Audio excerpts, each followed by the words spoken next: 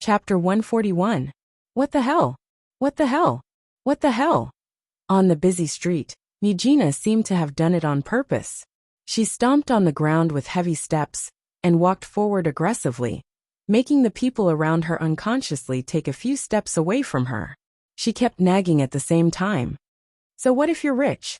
I'll make a lot of money sooner or later too. From a bystander's perspective, Muging's behavior was like she was trying to curry favor with a rich young master somewhere. And then she was deceived by that rich young master, causing her to go for wool and come home shorn. Therefore, the passers-by who heard Muging's nagging couldn't help but look at her with pity. Some even sized her up a few times, and then sighed and shook their heads. It was as if they were pitying a young girl who had been ruined by someone. Fortunately, Mugung, who was extremely angry, didn't notice the expressions of the passers-by around her. Otherwise, with the anger in her chest now, even if she was a rich young lady, she wouldn't be able to hold it in and directly flip out, right? Rumble! Mugung, who was walking forward with a face full of anger, suddenly heard a strange sound, causing Muging's delicate body to stiffen. Her beautiful face, which was originally full of anger, also froze there, and then turned into decadence. Clutching her stomach, Mugung seemed to be in a daze and muttered this. I really want to eat steak. If those who knew Mugung but only understood her at the level of a rich young lady heard this, they would definitely be scared half to death. Only those who truly understood Mugung knew how difficult it was to realize Muging's desire. Under the continuous protest of her stomach, Mugung couldn't help but take out her wallet from her pocket and open it. However, the situation in the wallet that entered her eyes made even Mugung, who was its owner, involuntarily want to cover her eyes, not wanting to continue looking. Rumble! A sound louder than before once again came from Muging's stomach, reminding her that it was time to eat. Woo-woo! Mugung cried out sorrowfully. I almost forgot, I went to that guy's house to freeload. If I had known, I would have run out after eating. This sentence just happened to be heard by a figure who came behind Mugung and was about to stop her. At that moment, a rather speechless and helpless voice sounded from behind Mugung. Should I say, as expected of an idea that only you have? Wah! Mugung jumped in fright and hurriedly jumped a distance away. When he turned around and saw the face and expression of the person standing behind him rolling his eyes, he was instantly furious. What? Just now you didn't anger me enough. Now you've caught up with me and want to continue to anger me? Only you have bad taste. Noah sighed and shook his head as if he was telling a fact. Why don't you say that a person who wants to freeload at someone else's house and deliberately finds fault with the person who freeloads, only to be angered and leave, and regret it in the end is even weirder, right? Mugung choked. She wanted to refute, but she really couldn't find the words to refute. She could only glare at Noah, as if she could kill Noah with her gaze. She glared fiercely, looking at Muging's behavior that resembled a little brat throwing a tantrum. Noah was both amused and annoyed. After looking around, he fixed his gaze on a stall selling bean paste buns and walked over. Under Muging's puzzled gaze, Noah bought 2 bean paste buns and then walked back. Rumble! When Noah approached Mugung with 2 hot bean paste buns and was 3 meters away from her, Muging's stomach immediately protested, causing her to widen her eyes slightly. She stared straight at the bean paste buns in Noah's hand and stared blankly. Then Mugung moved. With a big stride, he closed the distance of 2 to 3 meters between him and Noah. Then, with a speed that even Noah almost couldn't see clearly, Mugung snatched a bean paste bun from Noah's hand. Mugung turned around and wolfed down the bun. Then he wolfed it down. Noah, who was holding the other bean paste bun, had already stopped in her tracks. She opened her mouth slightly and froze there. After a while, Mugung, who was empty-handed, turned her head with a red face and looked at Noah with tears in her eyes, as if she had been greatly insulted. She gritted her teeth and said, "Don't say anything." Noah looked at Mugung with sympathy and pity, as if he was looking at a stray cat by the roadside. Do you have a problem with that? As if seeing through Noah's thoughts, Mugung spoke incoherently with tears in his eyes. Anyway, I'm just a stray dog that can only beg for food from others. I'm thinking of a cat, not a dog. That's too pitiful.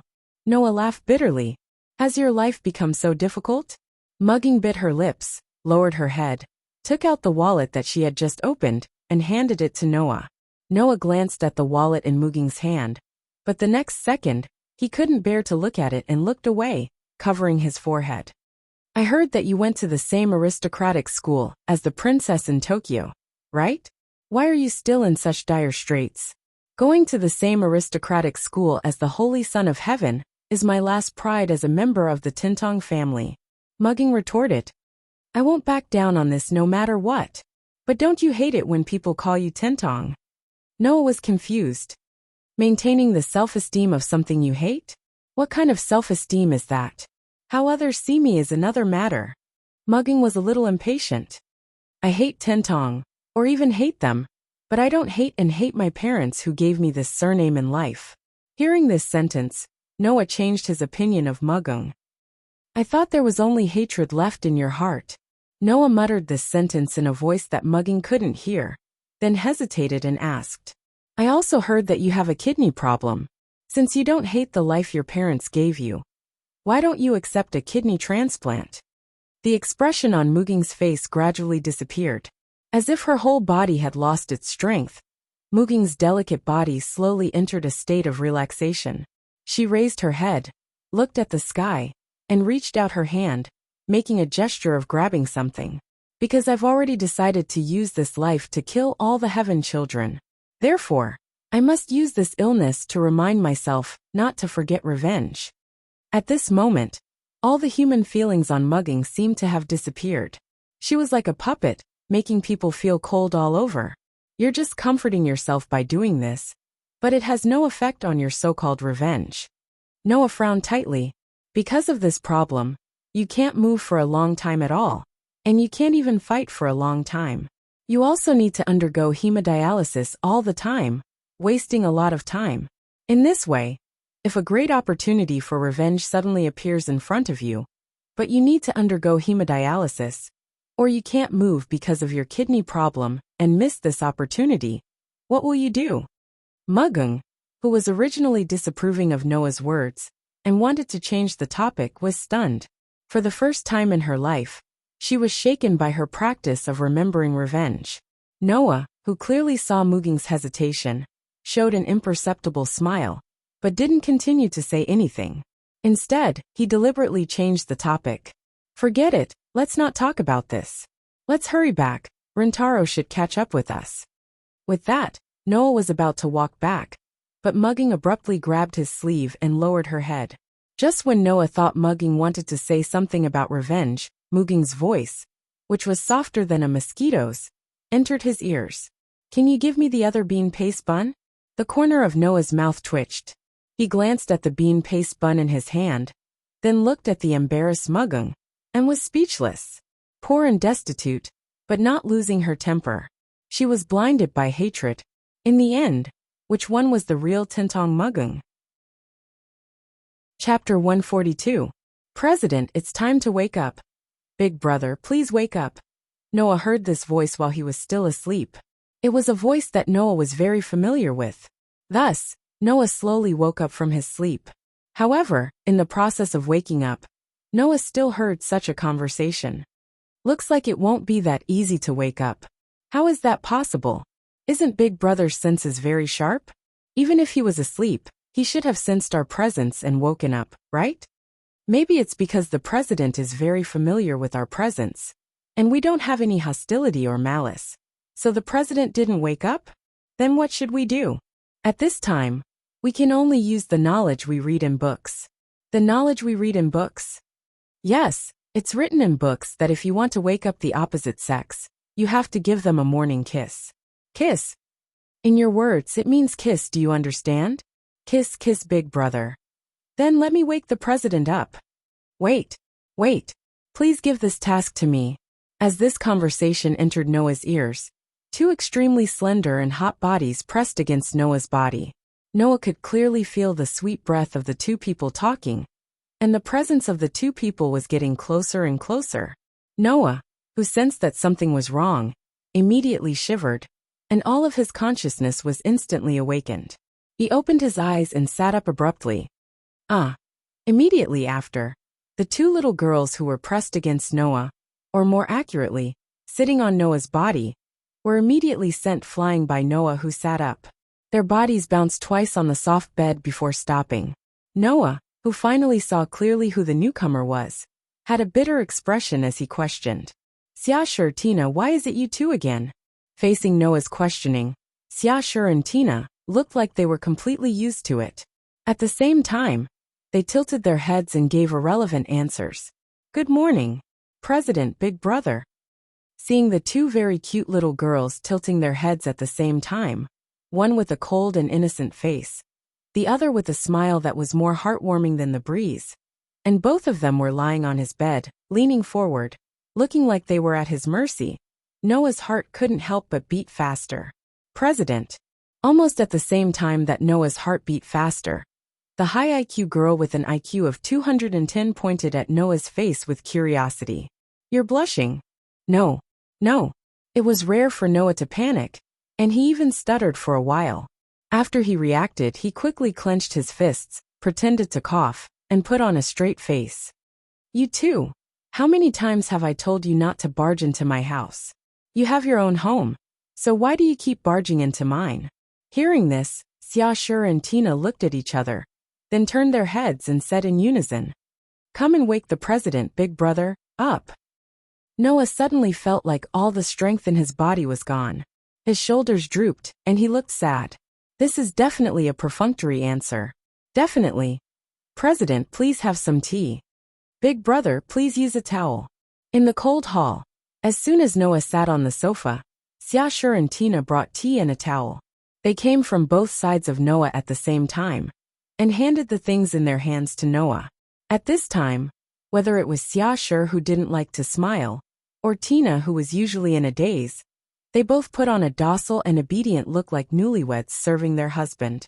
This made Noah a little amused, and he couldn't help but chuckle.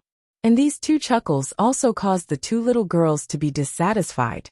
"President, please have some tea." "Big brother, please use a towel." It was the same sentence, but Xiaoshi and Tina's behavior was completely different from before. If Xiaoshi and Tina were like docile and obedient newlyweds just now, then they were like arguing with their husband, wanting to have a cold war, and at the same time wanting to get closer to him, trying to get their husband to apologize first, and being ready to forgive him at any time. Noah more or less couldn't help but laugh, but he could only suppress the laughter in his heart. He hung the towel in Tina's hand around his neck, wiped his face, and took the tea from Xiaoshi's hand, and took a sip. "Thanks." No matter what, Xiaoshi and Tina were still children, and their dissatisfaction from before was immediately forgotten. With a satisfied face, they sat down on either side of Noah. Xiaoshi had already turned on the TV, picked up the remote control, and looked for programs that interested her. Tina swung her two little legs and yawned cutely, but her face didn't have the usual sleep-deprived look, which made Noah feel strange. "I feel like Tina is a lot more energetic than usual. Is it just my imagination?" "No, big brother." Tina showed a gentle smile. She did look a lot more energetic than usual. "A few days ago, I used to take sleeping pills at night to make myself fall asleep, but now I'm more or less used to it, and can move around during the day." "Move around during the day?" Noah couldn't help but ask. "Is that okay?" Tina was an owl-type initiator, and she was very good at moving around at night. It wasn't that Tina couldn't move during the day, but it was very advantageous for her to move during the night. At night, a normal person's vision would be affected to some extent, and because of the ample activity during the day, during this kind of resting time, their body and mind would be tired, and they wouldn't be in their best condition. But Tina, whose vision and hearing had been strengthened, not only did she not have to worry about her vision, but because of her owl-type trait, she was in her best condition at night. Under this kind of situation, if Tina fought with others, it would definitely be advantageous. But if Tina adjusted her time to move around during the day, then this advantage would be completely wiped out. That was why Noah asked such a question. "It's okay." Tina shook her head. Although her movement wasn't very big, her tone was very firm. "I also want to live with Big Brother and everyone." Needless to say, Noah, Xiaoshi, and the others all moved around during the day and rested at night. If Tina wanted to live with Noah, Xiaoshi, and the others, she would have to adjust her schedule, otherwise, it would be very difficult for her to interact with them. Tina didn't want to waste the life that she worked so hard to get, which was much better than before. Just because of this, Tina wouldn't change her mind. Is that so? Noah could naturally understand Tina's thoughts, and of course he wouldn't object. He patted Tina's little head, and when Tina revealed a comfortable expression, he smiled slightly. I also want to live with you guys. A satisfied smile appeared on Tina's face. President. At this time, Xiaoshi suddenly tugged at Noah's clothes. Just as Noah looked at Xiaoshi, Xiaoshi reached out his hand and pointed in the direction of the television, attracting Noah and Tina's attention. On the television, the news was being broadcast. Last night, at 11:43 Tokyo time, a return flight from Osaka to the United States was attacked by a protozoan with the ability to fly, and unfortunately crashed. Following this report, photos of the wreckage of the plane and the people involved in the crash were also listed and arranged on the television. When she saw the top photo of the crash victims, Tina's eyes suddenly widened, and she stood up from the sofa in disbelief. Then, the mechanical and emotionless report sounded again from the television. According to the latest news, the plane belonged to a famous American scientist who visited the Osaka area not long ago. It was a medical expert, Professor Ayn Rand. After the incident, Professor Ayn Rand was also confirmed as a victim of the plane crash, and she has passed away. An extremely oppressive atmosphere suddenly filled the entire hall. Xiaoshi, who knew what the name Ayn Rand represented, couldn't help but look at the shocked Tina. Noah narrowed his eyes, and a bright light flashed through his eyes, and the corners of his mouth slowly curled up. Chapter 143. On TV, there were several reports about Ayn Rand's death due to a plane crash. That was to be expected. Aside from what kind of person Ayn Rand was, he was also a renowned scientist and medical expert who, along with 3 other people who had the ability to modify mechanized soldiers, were known as the most powerful minds. Such a person with extraordinary knowledge and technology could almost be said to be the treasure of a country. The loss of one was definitely a misfortune for the world. Not to mention, she died in an accident. Regarding this, the country that Ayn Rand belonged to also seemed to be extremely distressed, and said that they would thoroughly investigate this matter. The ruler of the Osaka area that Ayn Rand visited before her death, Kiwamune-kun, also expressed in tears in an interview that he hated himself for not keeping Professor Ayn Rand for one more night. That way, he wouldn't have been attacked by the primitive animals. Unfortunately, no one would know that this person who expressed regret in an interview was the culprit behind Ayn Rand's death. No, Kiwamune-kun wasn't the culprit. After all, Kiwamune-kun was also threatened by Noah that he planned to invite Ayn Rand to the Osaka area to visit. Then, when Ayn Rand was on her way back, he planned to lure the primitive animals with the ability to fly to attack her. All in all, no matter what the inside story of this incident was, no matter how many people lamented it, and no matter how many people wanted to investigate this incident, none of it could affect Noah, Xiaoshi, and Tina, who were watching this report in front of the TV. Noah, Xiaoshi, and Tina had different reactions to this incident. Professor. Tina's small and pretty face was full of complex emotions. She couldn't express how she felt about the fact that the culprit who had put her on the operating table and forced her to live a dark life had died just like that. Tina wasn't someone who liked to hate others. Even though Tina knew that she had been on the brink of death countless times because of Ayn Rand, she had never truly hated Ayn Rand. Of course, not hating Ayn Rand was one thing, but it was completely impossible for Tina to like Ayn Rand. Therefore, when Ayn Rand died because of a plane crash, Tina's feelings were very complicated. Happy. Tina, who didn't hate Ayn Rand, obviously didn't feel happy. Sad. She had been used as a lab rat by Ayn Rand, and then used as a tool to her heart's content. If Tina was saddened by Ayn Rand's death, then she would be even more merciful than the Holy Sun. Thus, the only emotion that Tina was able to discern was that her entire body felt relaxed in that instant. Tina was a mechanical soldier modified by Ayn Rand. To put it bluntly, she was an experimental lab rat. To put it nicely, she was the crystallization of the country's technology. After all, no matter what, Tina's body was the result of meticulous modification by one of the world's most powerful scientists. For a country, this was the most advanced technology. Coupled with Tina's betrayal, there was no way Ayn Rand would allow Tina to continue staying in fairy tale and allow her proud work to be controlled by someone else. Therefore, Ayn Rand would definitely send out troops to hunt Tina down.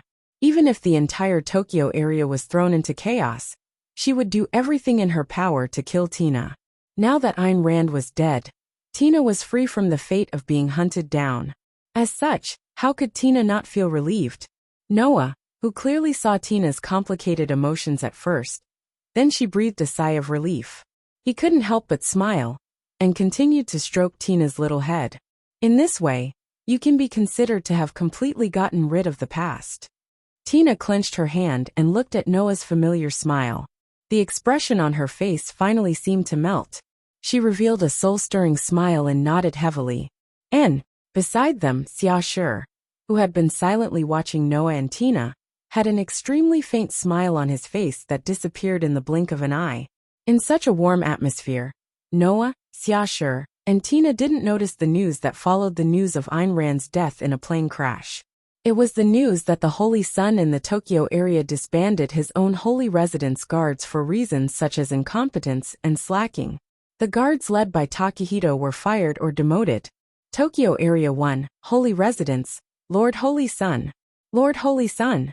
The Holy Sun, who was discussing official matters with the Tentong Chrysanthemum Prime in the conference hall, suddenly heard anxious noises coming from outside the hall. Almost at the same time, the Holy Sun and the Tentong Chrysanthemum Prime both frowned and turned to look in the direction of the noises. Over there, a group of guards led by Baowei Zhuoren were trying their best to separate the guards while hysterically rushing over. The noise became more and more ear-piercing, making the Holy Sun of Heaven and Chrysanthemum Prime ministers frown deeper and deeper. Before the Holy Sun could say anything, the Tentong Chrysanthemum Prime said coldly, "Let them in." Only then did the guards stop blocking Takahito and the others, and let Takahito rush in front of the Holy Sun and the Tentong Chrysanthemum Prime. "Lord Holy Sun, why are you disbanding the guards? Why are you dismissing us?" Disbanding the guards. The Tentong Chrysanthemum Prime paused and looked at the Holy Sun. Clearly, the Tentong Chrysanthemum Prime had never heard of this matter. The Holy Sun slowly relaxed his tightly furrowed brows and calmly looked at Takahito. "Since you've already received the notice to disband the guards, then the reason should be given to you as well, right? What kind of reason is that?" Takahito seemed to have lost his rationality and didn't show any respect for the Holy Sun as he threw the dismissal document in his hand on the ground. "Incompetent? How am I incompetent?" "Captain Takahito." The Tentong Chrysanthemum Prime glared at Takahito. "Please watch your tone." "But Lord Celestial Prime, I really don't understand." Takahito couldn't hide the anxiety in his voice. "Why were we dismissed for no reason? Captain Takahito, didn't the previous sniping incident show you your inadequacies?" The Holy Sun was still calm. "As guards, your experience is obviously insufficient. You can't guarantee my safety when I need it. So, I hope you can stop messing around." The previous sniping incident. Zhuo Wei was stunned for a moment, and then he seemed to understand something. He opened his eyes wide, waved his hands and shouted loudly, "I understand now. I understand now. It must be Noah Doria. It must be Noah Doria. Noah Doria." The Tentong Chrysanthemum Prime narrowed his eyes and looked deeply at Takahito. "What's going on? Lord Holy Sun, Noah Doria must have said something to you. That's why you're dismissing us, right?" Takahito ignored the Tentong Chrysanthemum Prime and approached the Holy Sun step by step like a madman. "You can't believe what he says. He's the shelter of the cursed child." The Holy Sun of Heaven frowned when he saw the bodyguard closing in on him. He raised his hand, and a group of guards immediately rushed out and grabbed the bodyguard. "What are you doing?" Takahito struggled. "Let me go." The Holy Sun of Heaven didn't want to say anything more. He waved his hand, and the guards pushed Zhuoren and the others out of the room. The scene returned to its original calm. The Holy Sun then spoke to the Tintong Chrysanthemum Prime. Mr. Chrysanthemum Prime, let's continue. The celestial child, Chrysanthemum Prime, nodded. He glanced at the Holy Sun, who didn't intend to explain anything to him. He then glanced in the direction where the bodyguard left. His eyes gradually sharpened. The Holy Sun didn't discuss this matter with the Tintong Chrysanthemum Prime in advance. And this was something that had never happened before. Chapter 144. The cool morning air spread with the breeze, making the dewdrops seem to be frozen. They hung on the leaves and didn't fall for a long time. In Fairy Tale, Noah and Rintaro stood side by side in an open-air training ground. They held their guns in their hands and aimed in front of them, concentrating. Clank! At a certain moment, the sound of a bouncing object could be heard from the left and right in front of Noah and Rintaro. Immediately after, two light frisbees shot out from the left and right at the same time and flew to the center of the training ground. Without the slightest hesitation, Noah and Rintaro pulled the triggers of their guns at the same time. Bang! Accompanied by the sound of gunfire, two bullets pierced through the air and shot out, landing on the two frisbees at the same time. Bang! The two frisbees that had just flown to the center of the training ground immediately exploded. They were directly penetrated by the bullets and turned into a pile of fragments, falling to the ground like porcelain plates. Clink, clink, clink, clink. Unfortunately, Noah and Rintaro, who had successfully hit the moving targets, did not have the time to rejoice. In the next second, the sound of bouncing objects could be heard continuously. One by one, the frisbees that had turned into afterimages also shot out, drawing beautiful arcs in the air as they flew to the center of the training ground. In an instant, the entire sky was filled with frisbees flying toward them. The dazzling sunlight from the distant horizon shone on the frisbees, making them look exceptionally dazzling. Under such circumstances, trying to shoot through the dazzling light and hit the frisbees was as difficult as trying to thread a needle with one's eyes closed. However, even so, Noah and Rintaro did not hesitate at all. They stood still and pulled the triggers of their guns. Bang, bang, bang, bang, bang. Bang, bang, bang, bang, bang. The loud gunshots and the sound of the frisbees exploding reverberated throughout the entire training ground, creating a cacophony of noise. If one were to listen carefully, one would discover that the gunshots from Noah and Ryutaru almost overlapped with each other. In other words, Noah and Rintaro both fired at the same time. At the same time, both Noah and Rintaro did not miss the target even once. In other words, not only did the two of them shoot at the same time, but the time they took to hit the frisbee and the number of frisbees they pierced were also the same. Their chemistry was terrifying. The only difference was that Noah and Rintaro took different amounts of time to reload. Noah's modified revolver only had 6 bullets. Therefore, every time he fired 6 bullets, Noah would slap his waist and throw a new round of ammunition into the air. In less than a second, he would flick his hand and flick the shell in his gun's magazine. Using his amazing technique, he would accurately load the bullets that fell from the air into the magazine's magazine, before continuing to shoot. On the other hand, Rintaro's XD series pistol had more than 10 bullets in it. However, with Noah's amazing reloading technique, Rintaro was unable to beat Noah to the draw.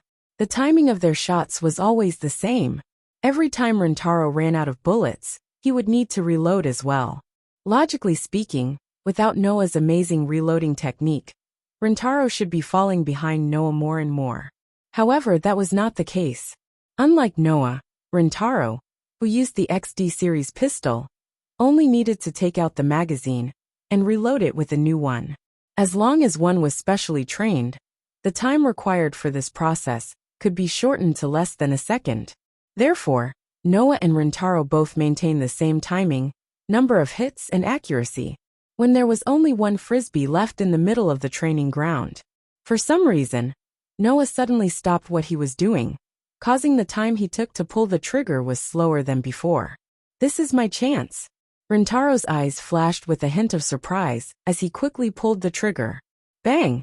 In the midst of the gunshot, the bullet flew across the sky and accurately pierced through the center of the frisbee, in the middle of the training ground. Ryotaro didn't notice that at the same time he was pleasantly surprised. Noah had a triumphant smile on his face as he pulled the trigger. Bang! Amidst the smoke, the bullet fired from the modified revolver didn't land on the frisbee. Instead, it caught up with Ryotaro's bullet and slammed into it. Clang! In the midst of the crisp sound, the two bullets collided with each other and changed their paths at the same time, rebounding in different directions. As a result, Rintaro's bullet that should have pierced through the frisbee was completely ineffective.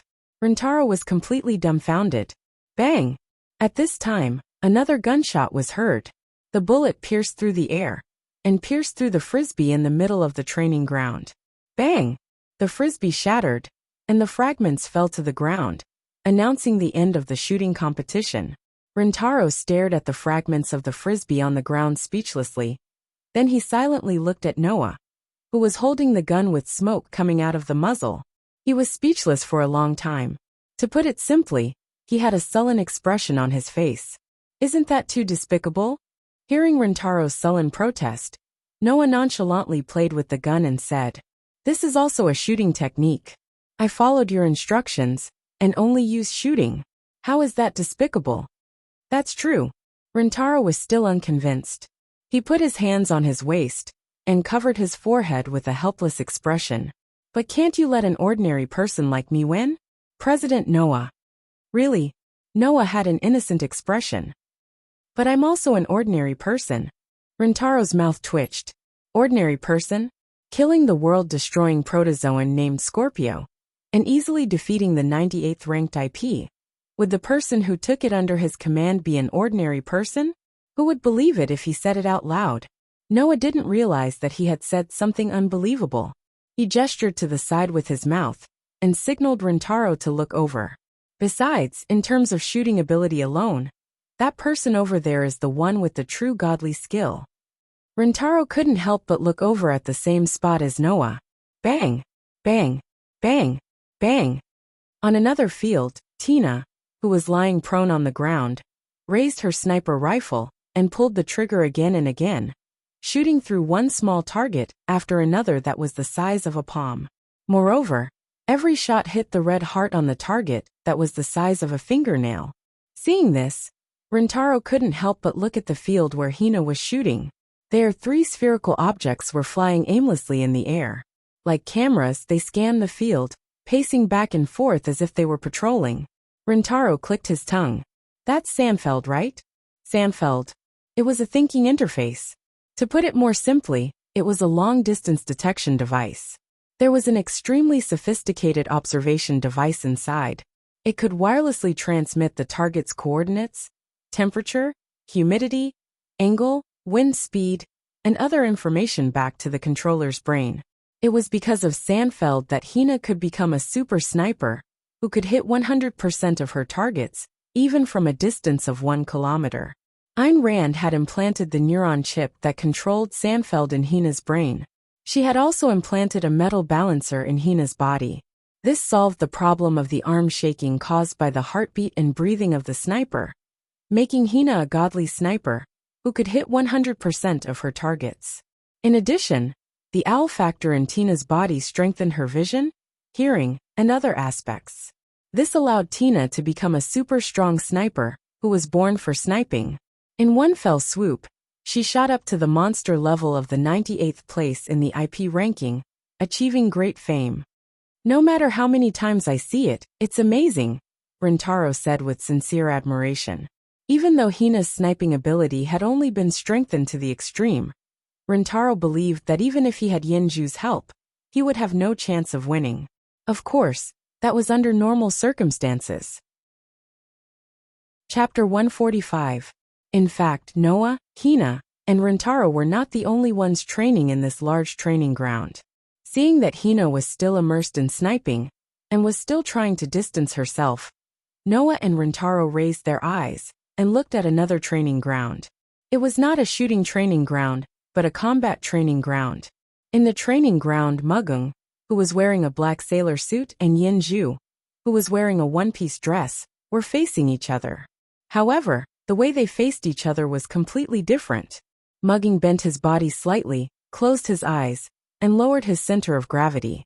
One of his hands was placed on the hilt of the tachi in his other hand. He maintained the posture of drawing the sword, and looked like he was listening attentively.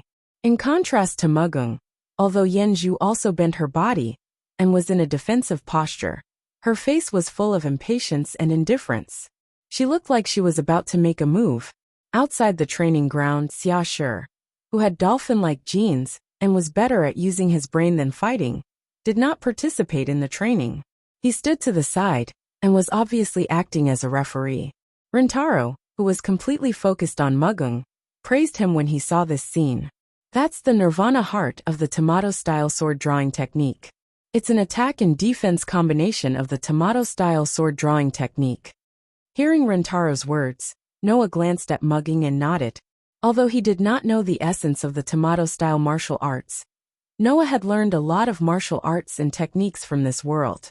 Naturally, he could see that Muging's current state was the most suitable for both offense and defense. Moreover, Mugung's stance did not have any loopholes. No matter which direction Yanju attacked from, once she stepped into the attack range, Mugung would definitely immediately draw his sword and mercilessly slash at Yanju with lightning speed. Yanju might not know the secret of Muging's current posture, but her extraordinary combat instincts made her not act rashly, and she was waiting for an opportunity. However, it was clear that in terms of patience, Yanju was much weaker than Mugung. Looking at Yanju's impatient expression, Noya and Ryotaro couldn't help but exclaim in their hearts at the same time. It's about time. It was just as Noah and Rintaro had expected. Yanju suddenly released the power in her body. Her eyes turned crimson. Her body was like a cannonball. She rushed forward and charged forward. The first form of the Heavenly Child blade drawing technique. Almost at the same time, the crisp sound of wood and the sound of a katana being unsheathed rang out. Dripping water turns to ice. The sound of the tachi being unsheathed was very soft. Only a slight whoosh sound could be heard. However, when the tachi was unsheathed and slashed in the air, the sound of something cutting through the air reverberated loudly. Clang! It was the sound of an indomitable slash cutting through the air, leaving the blade in Muging's hand and advancing forward. Almost everyone present could see that at the same time Mugung pulled out his sword, a dazzling sword light fiercely cut through the sky. With a sharp sound, it slashed towards the charging Yanju. In an instant, Yanju's face showed an embarrassed expression. Yanju had never seen a flying slash or anything like that. Not to mention Yanju, even Rintaro's mouth formed an O shape. Even Noah was a little surprised. He didn't expect Muging's swordsmanship to be so high that he could slash from a distance. It was simply shocking. Fortunately, no matter what, Yanju was someone who Noah personally taught her combat skills. After a moment of embarrassment, she immediately reacted and leaped up. Whoosh! Yanju immediately leaped high into the air and dodged the incoming slash. Then, she dove down like a torpedo and rushed towards Mugung. This time, it was Muging's turn to show a surprised expression. While hurriedly retreating, he repeatedly slashed. Clang, clang, clang. The sound of the sword light cutting through the air rang out continuously. The saber light flashed and soared into the sky. It seemed as if a sharp steel blade was sweeping towards Yanju, who was shooting down from mid-air. However, this time, Mugging had obviously miscalculated. Mugging only thought that Yanju, who was in mid-air, had no way to change her direction, so he unscrupulously slashed. Unfortunately, this judgment was wrong, because even if Yanju couldn't dodge, she could choose to block. Heya!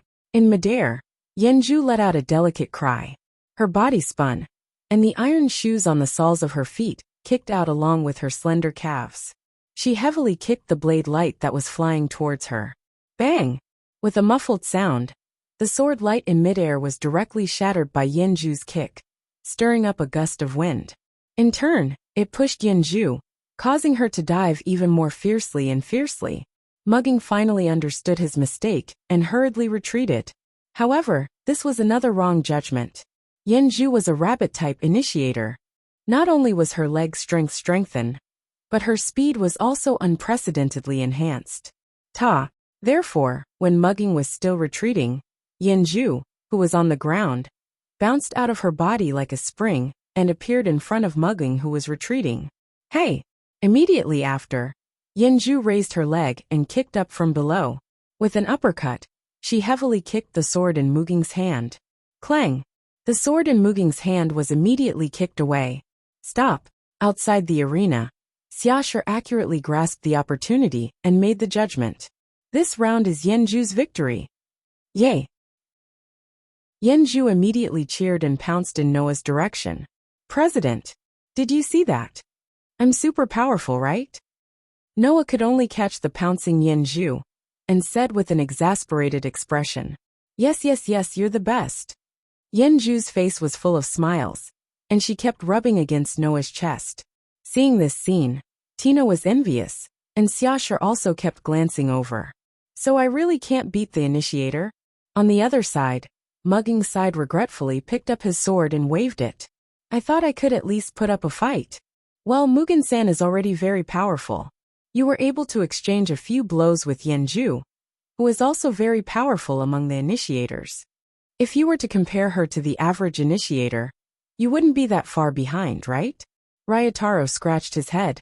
If it were me, I would have lost in an instant. Do you even need to ask? Mugging immediately put her hands on her hips, and said with a righteous expression. I've learned the Heavenly Child sword drawing technique. Rikyo-kun, if I remember correctly, your Heavenly Child sword drawing technique is only at the beginner level, right? Ryotaro immediately turned his head away in embarrassment. For example, Mugung was a grandmaster of the Tenkido-style sword drawing technique, while Rintaro was a beginner in the Tenkido-style combat technique. He was not much better than a novice, so how could he compare with Mugung, who was a grandmaster?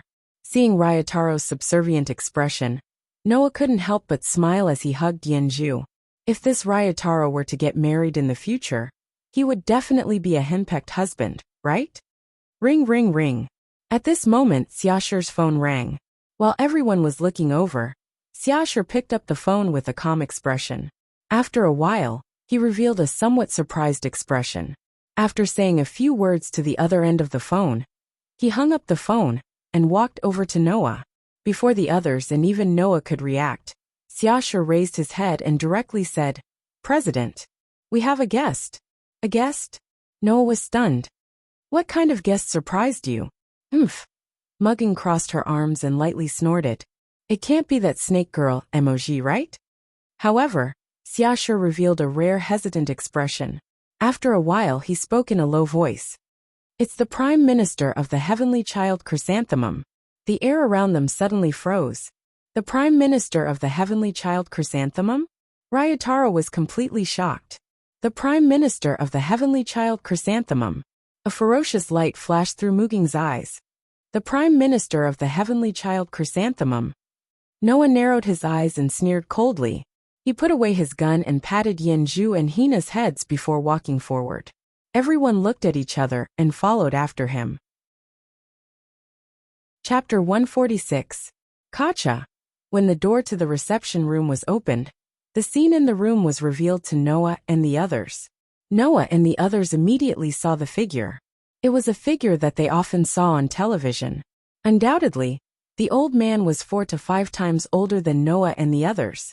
However, the old man in a kimono was sitting upright on a cushion in the reception room with his eyes closed. He looked like a swordsman in cultivation, and exuded an awe-inspiring aura. Looking at the old man who hadn't changed at all despite not seeing him for a long time, Mugging and Rintaro's expressions were tense. They didn't look like they were meeting a family member at all. Instead, they looked like they were facing a great enemy. Compared to Mugino and Ryotaro, Noah, who had been fighting with the old man for more than a year, had a calm expression on his face as he casually said, Xiaoshi, take Hina and Yenju out. Xiaoshi nodded without hesitation after fully understanding the relationship between Noah and the Tenkyo chrysanthemum. Yenju, who also knew a lot, also let out a sigh of relief. It seemed like she didn't want to stay in this place that was destined to become hostile. As for Tina, although she wasn't sure why the celestial maiden of Chrysanthemum had come to Fairy Tale, she could clearly sense that something was wrong with the atmosphere. Thus, under Xiaoshi's lead, Hina and Yinju silently left the reception room and the scene. Mugging and Rintaro had no intention of leaving at all. They followed behind Noah, as if they were Noah's bodyguards. They kept staring at the Tinkyo chrysanthemum. To Mugung, the Tinkyo chrysanthemum was his biological grandfather, as well as his mortal enemy.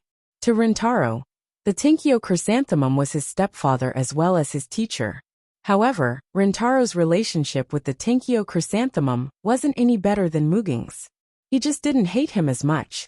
Understanding this, Noah didn't force Mugung and Rintaro to leave. He brought them to the Tinkyo chrysanthemum and sat down. Time seemed to come to a standstill at this moment, no longer flowing. Apart from Noah, who sat casually on the ground, the Tinkyo chrysanthemum, Mugung, and Rintaro all sat facing each other, making the atmosphere very tense. After maintaining this uncomfortable silence for a full 5 minutes, the Tinkyo chrysanthemum still didn't open his eyes. However, he spoke in a hoarse voice without emotion. Before this, I never thought that I would come to this shelter. With that one sentence, the tense atmosphere had completely transitioned to a dangerous direction. Is that so? Noah didn't seem to mind. Then how do you feel? As you expected, the Tinkyo chrysanthemum finally opened his eyes and cast a sharp gaze on Noah. Even though I've been to many places in my long life, and even entered the nests of primitive animals, I still feel that this is the worst place I've ever been. Indeed. As the representative of the plundered generation, who hated the cursed child, Fairy Tale was a place that the Tinkyo chrysanthemum didn't want to stay in for the rest of his life. Hearing the Tinkyo chrysanthemum's unrestrained comment, Noah smiled. If my territory is liked by people like you, then I'll feel very uncomfortable. It's great to hear you say that. In just 1 or 2 sentences, a dangerous atmosphere that made it hard for people to breathe completely filled the air. Witnessing Noah and the Tinkyo chrysanthemum's unperturbed faces, Mugung and Rintaro's palms began to sweat. They had a full understanding of the terrible relationship between these two. In the past, they knew that Noah and the Tinkyo chrysanthemum's relationship wasn't good. However, both Mugung and Ryutaro didn't expect this to be so bad that there was no room for compromise. They were like fire and water. They believed that anyone who witnessed the dangerous confrontation between Noah and the Tinkyo chrysanthemum would be nervous. However, Noah and the Tinkyo chrysanthemum looked calm. Obviously, this kind of confrontation was already a common occurrence for these two people. The Tinkyo chrysanthemum seemed to be tired of this meaningless confrontation. He looked up and turned his gaze to Mugung and Rintaro. You two actually stayed in this place? Rintaro didn't say anything, and only met the Tinkyo chrysanthemum's gaze in silence. Mugung narrowed his eyes, and revealed a bewitching smile at the Tinkyo chrysanthemum. Long time no see, Your Excellency Tinkyo. I've been missing you all the time. Mugung's words didn't carry any warmth. Instead, they emitted a bone-chilling coldness. Humph. The Tinkyo chrysanthemum lifted his chin with a cold gaze. You know that you can't do anything with your strength, so you came to this place to wag your tail? It's just a coincidence. Mugung smiled without wavering. So you're overthinking, Your Excellency Tinkyo. The Tinkyo chrysanthemum stared at Mugung's smiling face for a long time. You've learned how to talk glibly after not seeing you for so long. If Your Excellency Tinkyo doesn't like this, I don't mind showing my truest side to you. Mugung slowly withdrew his expression, and a cold luster bloomed in his eyes. After all, you also know that I will bury all of the Tinkyo. All of them must die. The Tinkyo chrysanthemum narrowed his eyes, and his sharp gaze gradually turned dangerous. No one would have thought that such a conversation was between a grandfather and his granddaughter. And it was precisely because he had a certain level of understanding of the relationship between Mijenko and Chrysanthemum that Rintaro, who had remained silent all this time, felt a chill run down his spine. As the host, Noah just held a cup of tea, as though he didn't realize what was happening around him. He sipped his tea and didn't show the slightest impatience. This action made the Tinkyo chrysanthemum retract his gaze and look at Noah with a meaningful gaze. You're calmer than I thought. Don't you care about my purpose for coming here? I only care if you've accomplished your so-called purpose. Noah continued to sip his tea without even glancing at the Tinkyo chrysanthemum. If you've accomplished it, then you'd better leave this place quickly. Otherwise, you might not be able to leave at any time. Rintaro, who didn't expect Noah to say such words, couldn't help but be startled. Muging's eyes flashed and her hand, that had been holding the scabbard in her hand, tightened. She looked as if she would be the first to rush forward if a fight broke out. You're really unscrupulous. The Tenkyo chrysanthemum stared closely at Noah. Is this how you affect the Holy Son of Heaven? The Holy Son of Heaven? Muging and Rintaro were stunned.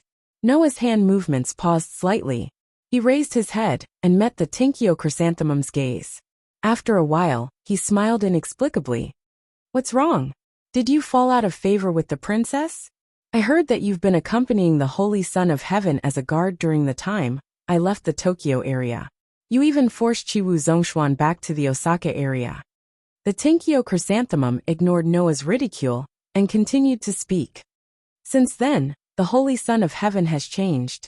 He seems to be more active and participating in the political power than before. Even the part that I usually assist also participated in, which surprised me very much. When Muging and Rintaro looked at each other, Noah raised his eyebrows and smiled faintly. In other words, you've really fallen out of favor with the princess? Because the previous rulers have always been immature and controlled most of the political power. Now the immature rulers have finally begun to grow, and finally began to declare their sovereignty. So you, who feel that your position has become precarious, are afraid and can only come to me to find the reason? However, just as this sentence fell, the Tenkyo chrysanthemum unexpectedly showed an angry expression. Stop talking nonsense. Chapter 147. The sudden roar of the celestial child Chrysanthemum Prime stunned everyone present, including Noah. Although the Holy Son of Heaven is indeed immature, she is the only one in the history of the Holy Son of Heaven that I respect. Only she can be called a true wise ruler. Chrysanthemum Prime lost his composure. I am happier than anyone that she can grow up. Even if she can stand alone one day, I will still stand behind her and assist her. As he said that, Chrysanthemum Prime's eyes seemed to be burning with raging flames.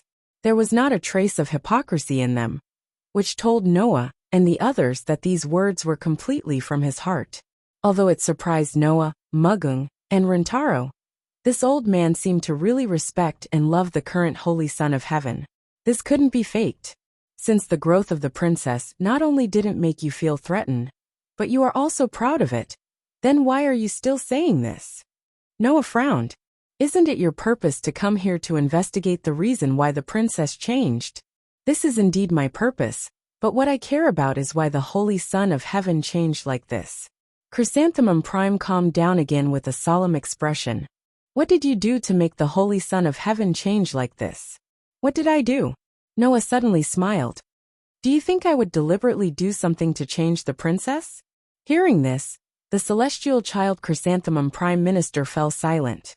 His confrontation with Noah had lasted for more than a year. Facing this opponent who came out of nowhere, Chrysanthemum Celestial Child felt that he knew a lot about Noah. Therefore, Chrysanthemum Prime also knew that Noah wasn't the kind of person who would deliberately do something behind his back while he was away from Tokyo. Alas, Chrysanthemum Prime had personally witnessed the Heavenly Prince breaking away from his support and wanting to be on his own. Sage Son of Heaven didn't change like this when he left Tokyo, but when he returned, Sage Son of Heaven had changed. During this period of time, Noah had been accompanying Sage Son of Heaven as a guard. It was no wonder that Chrysanthemum would think that Noah had done something. Of course, not doing anything on purpose didn't mean that Noah would do nothing. At the very least, the celestial Chrysanthemum Prime believed that this change was entirely due to Noah. I only said some self-righteous words, Noah said casually, as if he had seen through Chrysanthemum Prime Minister's mind. Other than that, I haven't done anything, and I won't do anything. Self-righteous words? Chrysanthemum Prime pondered for a bit before speaking. Haven't you ever thought of gaining the trust of the Holy Son of Heaven and using it to climb up the ranks and fulfill your wish? Noah raised his eyes and looked at Chrysanthemum Prime Minister like an arrow. His eyes gradually turned cold. What do you mean by this? Haven't you always wanted the monsters you raised to live the life of an ordinary person? Ignoring Noah's ice-cold gaze, the celestial child Chrysanthemum Prime spoke in an extremely calm tone, as if he was narrating something. If you can climb up the ranks with the help of the Holy Son of Heaven, with your means, you will definitely achieve great things, right? Hearing such words and looking straight at Chrysanthemum Prime Minister, Noah suddenly laughed, and it was an extremely sarcastic kind. Chrysanthemum Prime Minister, we have been in contact for more than a year. In your opinion, do I look like someone who needs to climb up the ranks to achieve my goal? Chrysanthemum Prime Minister's expression changed imperceptibly. Even Mugging and Rentaro, who were quietly listening to the two, glanced at each other. It had to be said that Noah's statement was very arrogant. However, this was also the truth. Up until this second, Noah was not a person with a great background in the political arena. He was not even a person with an extremely shocking background or status. Noah was nothing more than the leader of a police organization that was spontaneously formed in the form of himself. This kind of identity was equivalent to the chairman of a private company. It might be very prestigious internally, but outside, it just gave people a feeling of a little reputation. There was no way to compare with those who occupied a seat in the political arena, and there was no way to compare with the celestial Chrysanthemum Prime Minister. However, even so, Noah was still able to defeat the ruler of the Osaka region, causing the highest assistant in the Tokyo region, except for the Son of Heaven, to have a headache for more than a year, hitting a wall one after another. How could such a person's words be untrustworthy? Not to mention Mugging and Rentaro. Even Chrysanthemum Prime Minister did not dare to go against his will to deny Noah's ability. For a moment, he could not find the words to refute. The air in the entire reception room seemed to have become heavy, making Mugging and Rentaro, who were silently watching the battle, feel very depressed. After a long time, Chrysanthemum Prime Minister spoke.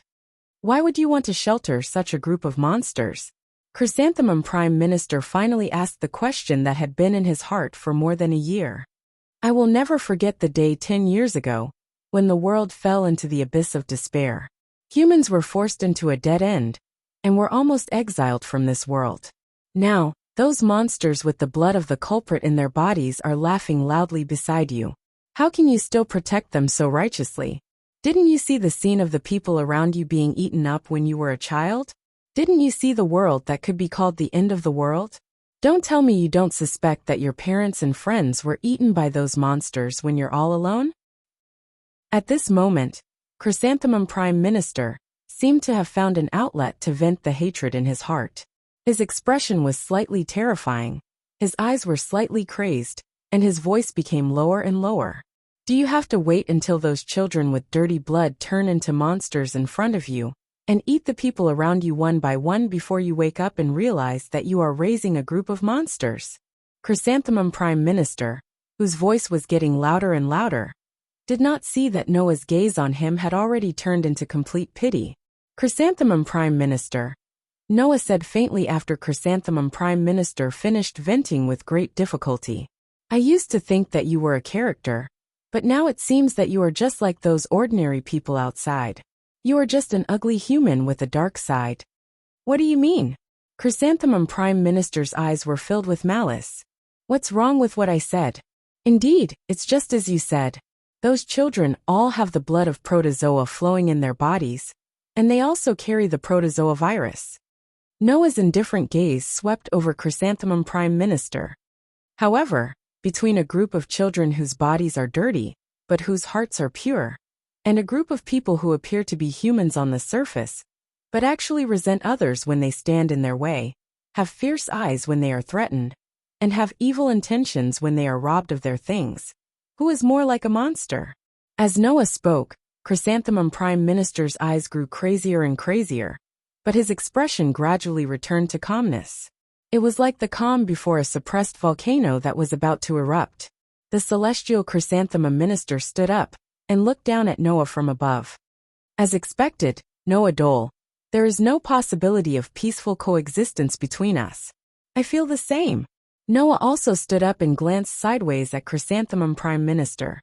You are a monster in human skin, but only have a dark side in your heart. I must protect the monster in your eyes, so only one of us can survive." Chrysanthemum Prime expressionlessly raised his foot and walked past Noah, heading towards the door. "If I have the chance, I will kill you." With his back to the celestial child Chrysanthemum Prime Minister, Noah said the same thing. "If I have the chance, I will kill you." Leaving behind this conversation that was equivalent to a declaration of war and falling out, Noah and the celestial child Chrysanthemum Prime didn't say anything else. One of them sat down and continued to drink tea, while the other walked out without looking back and disappeared. The scene returned to calm. Chapter 148. Phew! In the reception room, Mugging and Rintaro, who had been holding their breath for some time, couldn't help but let out a long sigh of relief the moment the Tintong Chrysanthemum Prime Minister left. Only then did Mugging and Rintaro realize that because of the extremely dangerous atmosphere and dangerous conversation between Noah and the Tintong Chrysanthemum Prime Minister, they were already so nervous that their backs were covered in sweat. Just now, Mugging and Rintaro witnessed Noah and the Tintong Chrysanthemum Prime Minister officially declaring war on each other, and from then on, they would become complete enemies. In this regard, Mugging and Rintaro had different reactions. Mugging was even more excited, as if her adrenaline had been completely stimulated. It made people feel that the person who just declared war on the Tintong Chrysanthemum Prime Minister was not Noah, but herself. Rintaro, on the other hand, was full of hesitation. Looking at Noah, who was leisurely drinking tea as if nothing had happened, he spoke with some concern. "That old man is the assistant of the Holy Son of Heaven in Tokyo. Is it really okay for you to directly declare war on him? What's wrong with that?" Noah waved his hand as if nothing had happened.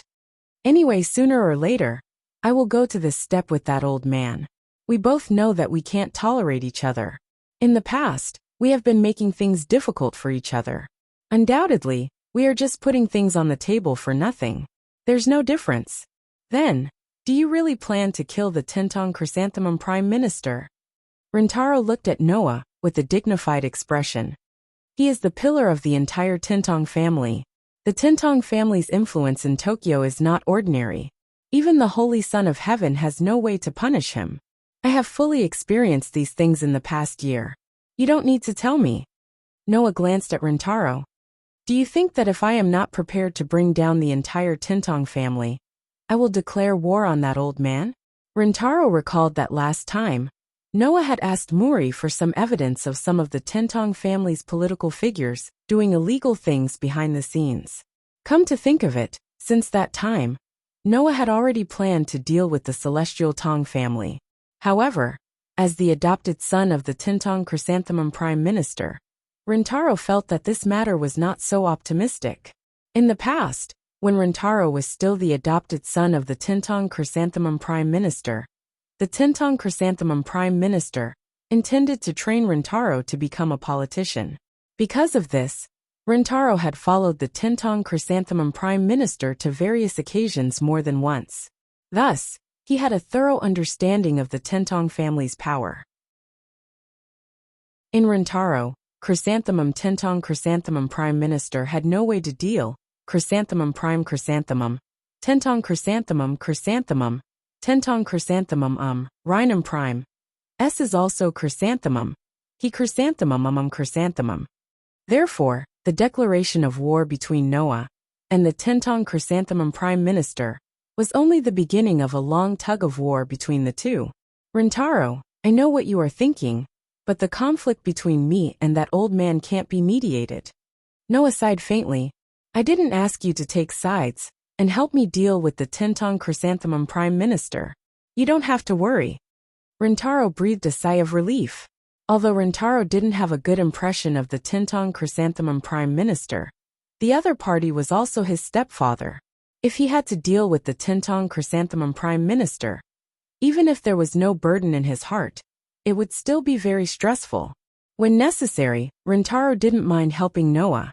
However, if he was completely involved in the struggle between the two, Rintaro didn't have the confidence to keep up with the footsteps of these two opponents, who were very terrifying in all aspects. Because of this, Rintaro didn't consider staying out of the matter, but he still had the idea of avoiding as much trouble as possible. However, just as Rintaro made such a decision, Mugging suddenly sat in front of Noah and looked at Noah with a serious expression. Then, how about letting me help you? Noah's action of drinking tea suddenly paused. Mugen-san. Rintaro looked at Mugging in a daze. But when he saw Mugging sitting in front of Noah with an unquestionable expression, Rintaro knew that Mugging had also made up her mind. Rintaro was speechless. Help me. Noah pondered for a moment and looked at Mugging in front of him. What do you mean? Although I am very unwilling, the Tentong Chrysanthemum Prime Minister is right. Mugging clenched the scabbard of her tachi with a face full of unwillingness. If I want to deal with the entire Tentong family, it's unlikely that I can do anything with my own strength. Noah more or less understood the meaning and said with relief. So you plan to borrow my strength? You plan to deal with the Tentong family. I also plan to deal with them. Mugging looked at Noah with a pair of bright eyes. In that case, wouldn't it be better to let me help you? From Mugging's expression, Noah and Rintaro both saw traces of life and death coexisting. Mugung had always hated the entire Tiantong family. He had always set his survival goal to bury the entire Tiantong family. So he had lived until now. However, just as Mugging said, Muging's individual strength was too insignificant to deal with the Tentong family. With no other choice, Mugging could only hide and quietly wait for an opportunity, waiting for the time to come for revenge. Now Mugging finally saw hope in dealing with the Tentong family from Noah. This made Muging's heart suddenly become active, and her face naturally showed anger. As for the death aura, it was the specific manifestation of the hatred in Muging's heart. Simply put, because she saw the hope of revenge, the dark side of Muging's heart, that was filled with hatred, suddenly overflowed. If you agree, this body and this sword will become yours. Mugging held the scabbard, and held it horizontally in front of her and Noah. Her eyes and face were full of seriousness. Tentong Mugging will become the sharpest sword in your hand, cutting off all the obstacles in front of you. Miss Mugung. Rintaro couldn't help but call out. In the end, after calling out, he couldn't say a word. Noah stared at Mugging in front of him. His dark and deep eyes gradually flickered with a thoughtful arc. After a while he said, so, even if I let you do the kidney transplant now? Mugging was suddenly stunned. The seriousness on her pretty face turned into hesitation. This time, Rintaro's eyes lit up. Muging's kidney had always been problematic. This was something that people who were more familiar with Mugging knew. However, very few people knew that Mugung could actually do a kidney transplant to cure her old illness. It was just that Mugging had always refused to accept it. From the past until now, who knew how many years had passed? Now that Mugging suddenly changed her mind, of course she would hesitate. This, Mugging said hesitantly, this shouldn't have anything to do with dealing with the Tentong family, right? Did you forget what I said last time? Noah folded his arms. Your current body can't support your long-term activities at all. Because of this, you can't even be active at the front line. If a great opportunity to deal with the Tentong family appears when you can't move, what should you do? You said that you want to help me deal with the Tentong family. I can agree, but your kidney problem is a burden. I don't want you to lie in the hospital for hemodialysis when I need you. Noah chuckled. So, you have to accept the kidney transplant to ensure that you won't become a burden. Only then will I accept your proposal. Mugging was at a loss for words. Her face was full of struggle. You said before that the reason why you didn't accept the kidney transplant was because you were afraid that you would forget about dealing with the Tentong family. You wouldn't be able to entrust your hatred to them. But now, even if you forget your hatred, I'll definitely deal with the Tentong family. Noah shrugged. Since I'll definitely deal with the Tentong family, then let me be the entrusting of your hatred. Entrusting? Mugging stared at Noah in a daze. Her eyes fluctuated. Noah didn't speak again. Rintaro stared at Mugung. Both of them were quietly waiting for Muging's decision. After a while, Mugging took a deep breath and made her decision. Chapter 149. The smell of disinfectant permeated the air, bringing with it an extremely pungent smell. In the cold corridor, Noah and Rintaro sat on a bench, and stared at the door in front of them. It was the door of one of the hospital's operating rooms. At this time, the door was tightly shut, and the red light that indicated surgery was still on, indicating what kind of work was going on inside. Noah and Rintaro had been sitting there for quite some time. While waiting, the two of them didn't have a proper conversation. Of course, it wasn't that Noah and Rintaro didn't want to talk. It was just that Rintaro's current state made it impossible for them to maintain a normal conversation. Noah turned his head and looked at Rintaro, who was so nervous that he began to sweat. He shook his head helplessly. "Rintaro, can you not be so nervous?" "Okay." Rintaro looked as if his soul had left his body. His forehead was still dripping with sweat. "I know." Although he said that, Rintaro didn't seem to have any intention of relaxing. He even clasped his hands together tightly. Noah began to wonder if Rintaro had hurt him. "There's no point in being so nervous." Noah could only try to persuade him. The doctor said that with the medical standards in Tokyo, the success rate of this operation is very high. There's basically no risk. "Why are you so nervous?" "You're right." Rintaro let out a long sigh. "But I can't help it if I'm still nervous." "You're right." Noah nodded his head in distress. "Why don't you find something to talk about, and I'll talk to you about it?" "Is that so?" Rintaro pondered for a moment and said, "Thank you, N." Noah couldn't help but be stunned by such a brainless thank you. "What are you doing? If it weren't for you, Miss Muging's problem might not have been solved." Rintaro seemed to be immersed in the topic. He clasped his hands, and his eyes flickered slightly. "Actually, Miss Muging's kidney problem didn't just affect her body. I suspect that it even affected Miss Muging's mind." "Affected the mind?" Noah was surprised. "What do you mean?" Ryotaro hesitated for a moment before speaking. "Didn't you notice that Miss Muging's behavior was too abnormal when she talked about the hatred with the Tiantong family?" "Abnormal?" Noah could not help but recall Muging's various past performances. Indeed, Muging is completely different when he talks about the Tiantong clan. But that's also because he hates the Tiantong clan, right? If only that was the case. Ryotaro laughed bitterly. "I have a friend who told me that Miss Muging's mental state is very abnormal when she talks about the Tiantong family.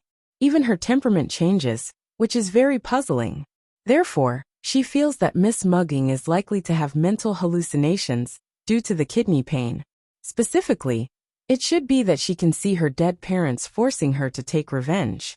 After hearing Ryotaro's words, Noah also had some doubts. In the past, Muging's temperament would obviously change when she talked about the Tiantong family. The dark aura that resembled a malicious spirit that crawled back from the abyss had made Noah frown more than once. Now, after hearing Ryotaro's words, it was very likely that there was a mental problem. Perhaps Miss Muging is also aware of this, which is why she refused to undergo the kidney transplant. Ryotaro sighed. After all, once the kidney transplant is completed, Miss Muging is very likely to no longer see that kind of hallucination. Without the phantom of her dead parents forcing her to take revenge, she is very likely to forget the hatred. Therefore, she must rely on the pain and hallucinations to make herself remember the hatred. This is probably what Miss Muging's inner thoughts are. Noah nodded heavily, his expression somewhat relaxed. "In that case, you should be happy now, right? That's why I'm thanking you." Ryotaro also smiled lightly. "To be honest, I really don't want to see Miss Muging showing her hatred openly. It makes me feel very uncomfortable." Noah also felt a little sympathetic. Noah himself did not object to Muging taking revenge. It would be better to say that his family was murdered. If it were Noah, he would definitely seek revenge at all costs. However, he had to be particular about how he should take revenge. At the very least, Noah could not become the kind of person who would do anything for revenge. In this regard, Muging had shown the tendency to take revenge by any means necessary. Therefore, even if Noah did not object to Muging taking revenge, he was very uncomfortable with Muging's ghost-like dark side when she talked about revenge in the past. If this kidney transplant could solve this problem, it would not be a bad thing. Ding!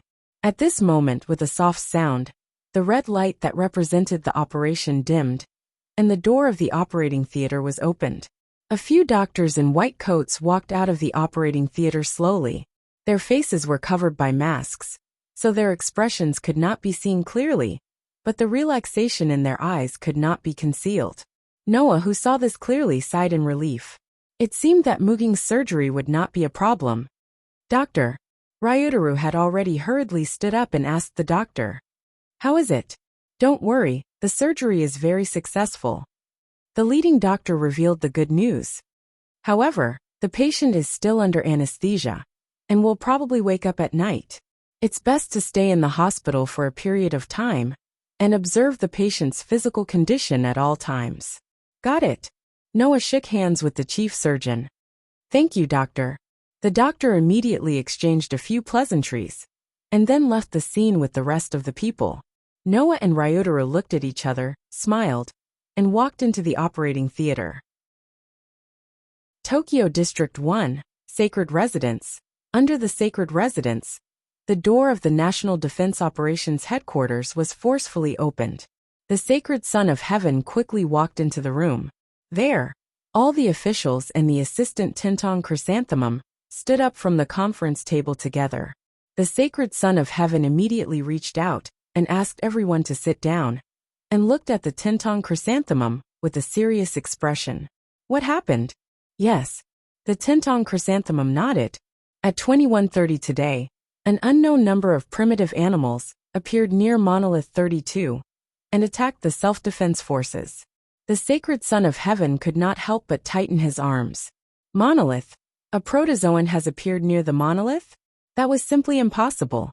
After all, other than Stage V protozoa, there shouldn't be any other protozoa that would approach the monolith. The Tintong Chrysanthemum did not say anything and turned his body to show the screen behind him to the Sacred Son of Heaven. This is an image taken by a member of the self-defense forces who was killed. The Sacred Son of Heaven quickly narrowed his eyes and looked at the screen. On the screen, an overly blurry picture was displayed. It was a picture taken in the dark.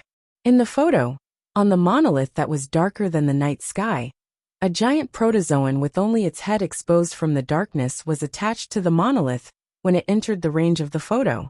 Looking at the primitive animal attached to the monolith in the picture, the Sacred Son of Heaven seemed to have thought of something. This primitive animal seems to be somewhere. Halfway through his sentence, the Sacred Son of Heaven found the primitive animal's figure and information related to this figure in his memory. His pupils shrunk, and he covered his mouth. Stage IV's Aldebaran? The entire conference room suddenly became silent, and then panic ensued. Aldebaran? Isn't that a primitive animal with the ability to resist erosion? In the midst of the panic, the Sacred Son of Heaven also rubbed his hands out of fear. Why would Stage 4 appear? Why would it be able to come to Monolith? No matter how hard he thought, the Sacred Son of Heaven could not get a clear answer. But there was one thing that was certain. Something big was going to happen in Tokyo. Chapter 150.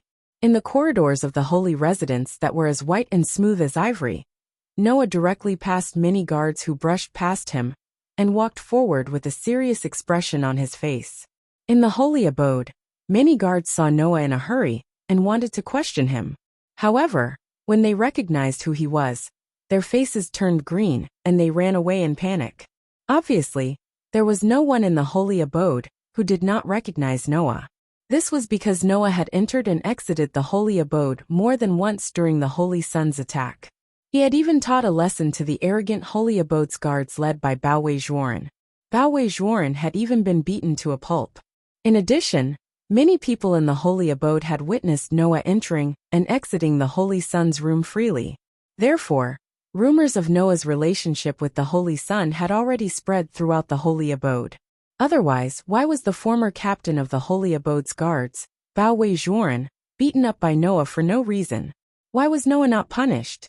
Otherwise, why would the arrogant holy abode's guards, who had worked for the Holy Sun for almost 10 years, be dismissed overnight? Wasn't it because the guards of the holy abode offended Noah, and the Holy Son of Heaven supported Noah? So the guards of the holy abode, led by the Holy Son of Heaven, were fired? Therefore, even though Noah himself did not know about this, Noah had become the #1 person in the holy abode that they could not afford to offend. Therefore, when Noah suddenly came to visit and barged into the holy abode, no one stopped him or questioned him. Noah did not pay much attention to this. This was because Noah was puzzled. As Mugung had just undergone a kidney transplant yesterday, Noah and Rentaro had stayed in the hospital to take care of Mugung. They only heaved a sigh of relief when Mugung woke up this morning. However, before Noah and Rentaro could wake up from their stupor, Mugung, who seemed to be in good spirits, suddenly called Noah's phone. The caller was none other than the Elysian Emperor himself. The Holy Son of Heaven did not mention the purpose of the call. He only used an extremely low voice to invite Noah to the holy residence. Sensing that something was amiss, Noah did not refuse. Even though he was filled with questions, he still accepted the Elysian Emperor's invitation. After leaving Mogan in Rentaro's care, he headed straight for the Elysian Emperor's residence. However, when they arrived at the holy residence, Noah realized that the atmosphere in the holy residence was inexplicably tense. Some people carried on with their work in an orderly manner as usual. However, there were some who clearly had a gloomy and nervous look on their faces. It was obvious that they had a lot on their minds, and their faces were full of ugly expressions. Furthermore, the holy residence was much livelier than before. Many officials who seemed to hold important positions were entering and exiting the sacred residence with anxious expressions. This was also the reason why the atmosphere in the sacred residence was so tense. Noah's intuition told him that something big must have happened. At that moment, Noah narrowed his eyes and quickened his pace. He arrived in front of the Elysian Emperor's room and pushed open the door. President Noah. The moment the fragrance of the Elysian Emperor's room entered Noah's nose, the Elysian Emperor, who was sitting on the sofa in the spacious room, stood up and looked at Noah. Her usually pure and holy face was filled with haze. Noah frowned slightly and walked into the Elysian Emperor's room. He was no stranger to her now, so he sat down in front of her and looked at her. Since the situation is urgent, let's make it short. Not only did such a condescending and abrupt speech not make the Elysian Emperor unhappy, but because of Noah's usual forceful attitude, her expression became much better. Then please allow me to make a concise explanation. With this sentence as the opening statement, the Elysian Emperor explained. As the Elysian Emperor's words unfolded, Noah's expression became more and more surprised. In the end, his eyebrows were tightly knitted together. Aldebaran, this was the identification code of a very famous stage for protozoan. Noah had also learned of its existence from some sketchy records. Among the 11 zodiac, stage V, so far, 3 have been confirmed to have been destroyed. He was killed by the #1 IP, the world's strongest initiator, who was once considered to be invincible, who brought fear to mankind, and who also led an entire army of protozoa, Taurus. They were killed by the German initiator, who was ranked second on the IP list, Virgo. Then it was the Scorpio that was killed by Noah. Not long ago, everyone in the Tokyo area witnessed his body being smashed to pieces. And Aldebaran was one of the members of Taurus' army, an ancient protozoan that would often appear together with Taurus. Because Taurus was one of the very few stage V protozoans that would act in groups, Aldebaran was equivalent to its left and right hand. Therefore, people used the brightest star in Taurus as the identification code of this protozoan. Of course, this was not only because Aldebaran was the left and right hand of Taurus, but also because Aldebaran had a special ability, the ability to corrode. That was definitely a human's nightmare. In other words, Tokyo's number 32 monolith was attacked by Aldebaran last night, and was also injected with lithium corrosive fluid. Noah sorted out the information he got from Shengzi, and slowly raised his head. So, in another 6 days, the entire monolith will collapse due to erosion and whitening, and the protozoa will invade the Tokyo area en masse, leading to the extinction of the Tokyo area, right? Shengzi nodded his head with a heavy face, and after a while, he pulled himself together and said, "The production of the new monolith has already been put on the schedule since yesterday, but it will take at least 9 days to complete." 9 days, Noah muttered as he bit his fingernails.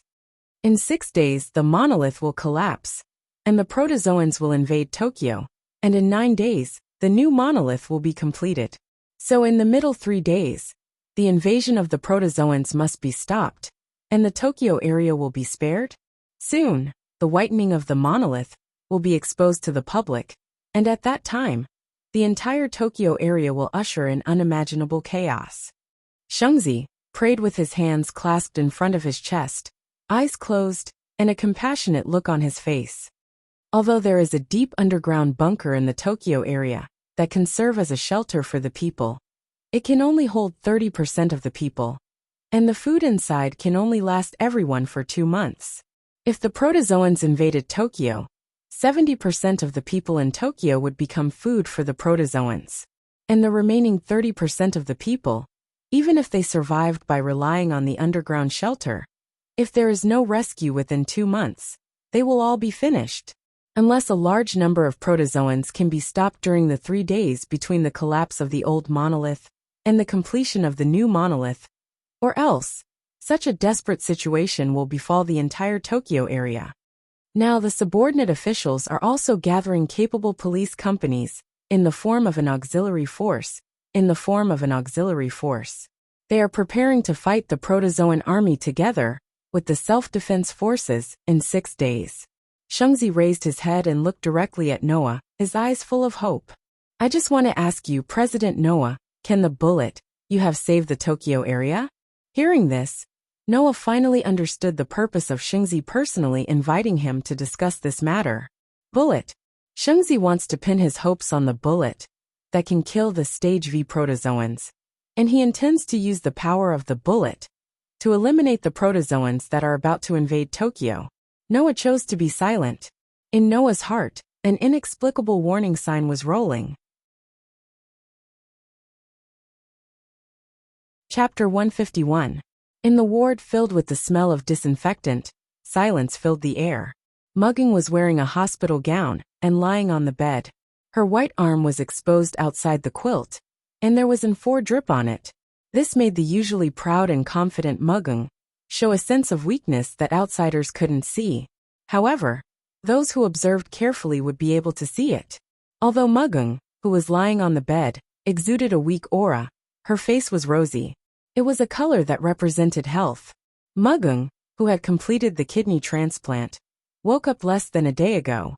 Unfortunately, in less than a day, Mugging, who had regained consciousness, also received a terrifying piece of news that left him speechless and shuddering. The monolith collapsed. Mugging's rosy face was slightly dignified, and she bit her lips. Something like this actually happened. Miss Mugging, what should we do now? On the side, Rintaro sighed with a sad face. Just now, I also received an invitation to form an auxiliary force. Auxiliary force? Mugging also sighed. Has it already reached this point? As long as one had taken the police license exam, they would have heard of the term support system in the lectures for the police license exam.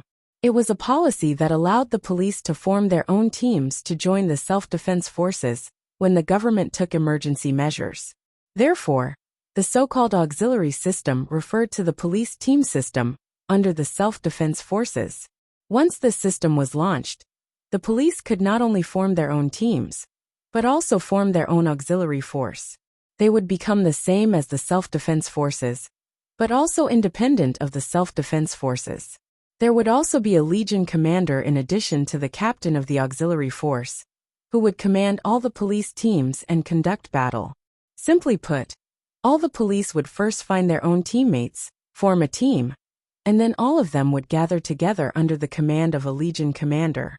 Now, the Tokyo area was facing an unprecedented crisis, so it was inevitable that the Tentong Civilian Police Company would receive an invitation to form an auxiliary force. In other words, Rintaro, who received this invitation, had to find his own teammates as the captain of the auxiliary force and form a team. It's developed to the point where it's a headache. Mugging was speechless, then she looked at Noah, who had been silent the whole time, and asked in confusion, "What's wrong?" Noah raised his eyes slightly and looked at Mugging. After a while he shook his head. "I don't know why, but I have a bad feeling about this. Is it just a bad premonition? I thought that even you felt a sense of crisis. Ryotaro smiled bitterly. It's normal to have an ominous premonition. After all, the entire Tokyo region is facing a great crisis. No, that's not true. Noah kept these words in his heart and did not say them out loud. If only the entire Tokyo region was in danger, Noah would never have such an ominous premonition. This was because Noah did not have the slightest good impression of Tokyo. Whether it would be destroyed or not, Noah didn't care at all. Noah only needed to ensure that the people he cared about could survive. That was enough. Therefore, Noah knew that the ominous premonition in his heart was definitely not because the Tokyo region was facing a great crisis, but because the people he cared about were facing a crisis. It was this inexplicable ominous premonition that prevented Noah from giving a clear response to Seiko, who had high hopes for Bullet. Ignoring Seiko's anxiety, he subconsciously gave a perfunctory response. Noah would never doubt his own intuition. Therefore, after leaving Seiko and coming to the hospital, Noah had been worried about this matter. He did not care about the Tokyo region's crisis that everyone was concerned about. No matter what, we have to form an auxiliary force to protect the entire Tokyo region. Otherwise, everyone will die. Although Magino was very concerned about Noah's strange behavior, he saw that Noah was silent, so he didn't ask anything. Instead, he turned to Rintaro and said, Rino-kun, have you thought about who you want to team up with? Ryotaro's expression suddenly became awkward. Needless to say, Ryotaro definitely had not thought about who he wanted to team up with. In fact, Ryotaro's road to team up was quite bumpy. Ryotaro was already relatively young, only 16 years old this year, 2 years short of the minimum age limit for police officers. For the rest of the police officers who were mostly thugs, who would look up to Ryotaro. Moreover, Ryotaro's IP ranking was only 9,900. This ranking was very impressive in the eyes of the police officers, who were not very capable. But the truly powerful police officers would only look down on such a ranking. In other words, not only would it be difficult for Ryotaro to find a teammate, but even if he did find one, it would be impossible for him to find a teammate who was very powerful. Wah! At this moment, the entire hospital was in an uproar. Well, what's going on? Mugging and Ryotaro were shocked, and even Noah was stunned. His heart inexplicably tightened. A thought flashed through his mind, and Noah immediately walked in front of the TV in the ward and turned it on. Beep. When the sound of the TV being turned on echoed in the ward, Noah, Mugung, and Ryotaro saw a piece of news that was specially marked as urgent. It was a news report that was accompanied by an image taken from a helicopter. The volume of the helicopter's propeller was particularly shocking. The reporter's voice also sounded very distant. However, the content of the reporter's words was clearly transmitted to everyone's ears. Unfortunately, Noah, Mugung, and Ryotaro were no longer paying attention to what the reporter was saying with a face full of excitement. This was because their attention was completely captured by the video on the TV. Through the magnification of the camera, a huge black fortress was displayed on the screen. Needless to say, anyone could guess that it was the monolith that guarded humanity's last paradise. However, in addition to the familiar pitch-black color of the monolith in the video, there were also white spots everywhere. Seeing this, Noah, Mugung, and Ryotaro finally understood why there was such a commotion in the hospital. The monolith that was covered in white spots on the television could only be the monolith that had been injected with the nightmare corrosive liquid by the Judas of Aldebaran, causing it to enter a white and crumbling state. It seemed that the abnormality of the monolith in number 32 had finally been discovered. Of course, it was unlikely that an ordinary person would know what it meant for the monolith to undergo such a change. Therefore, the reason for the commotion was probably the scene behind the monolith. A large group of black monsters, a large group of primitive animals of different sizes and shapes, gathered behind the monolith in number 32. They roared at the sky, and their scarlet eyes were filled with a murderous light that made people's hair stand on end. How could this be? Ryotaro muttered absent-mindedly. The whitening phenomenon of the monolith was not very intense. How could it be discovered so quickly? I'm afraid it was a coincidence, Mugging said hatefully. Humans are always paying attention to the monolith. After all, it's the biggest guarantee of survival in the apocalypse. There are so many people in the Tokyo area, so it's not strange at all for someone to pay attention to it and notice the abnormality. Noah nodded. He had the same idea. However, on the TV, the following words of the news writer made Noah's expression change. According to the latest news, there is a deep underground bunker in the Tokyo area, but it can only accommodate 30% of the population.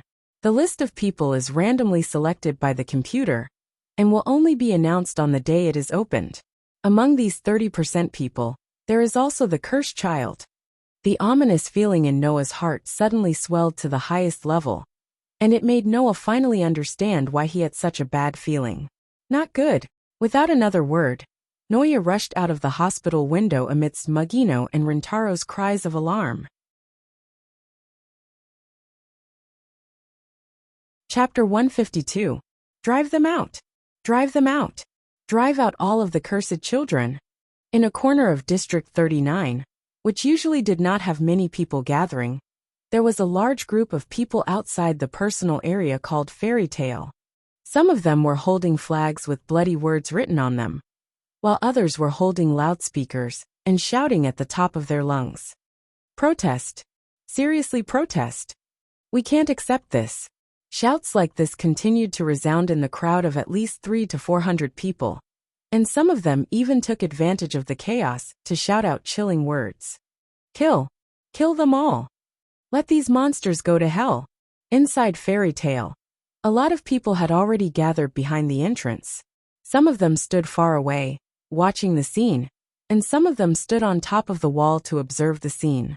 Xiaoshi, Hina, and Yenju were the three people on top of the wall to witness this scene. At this time, Yenju's usually cheerful little face was filled with fear, and she couldn't help but pull Hina's hand.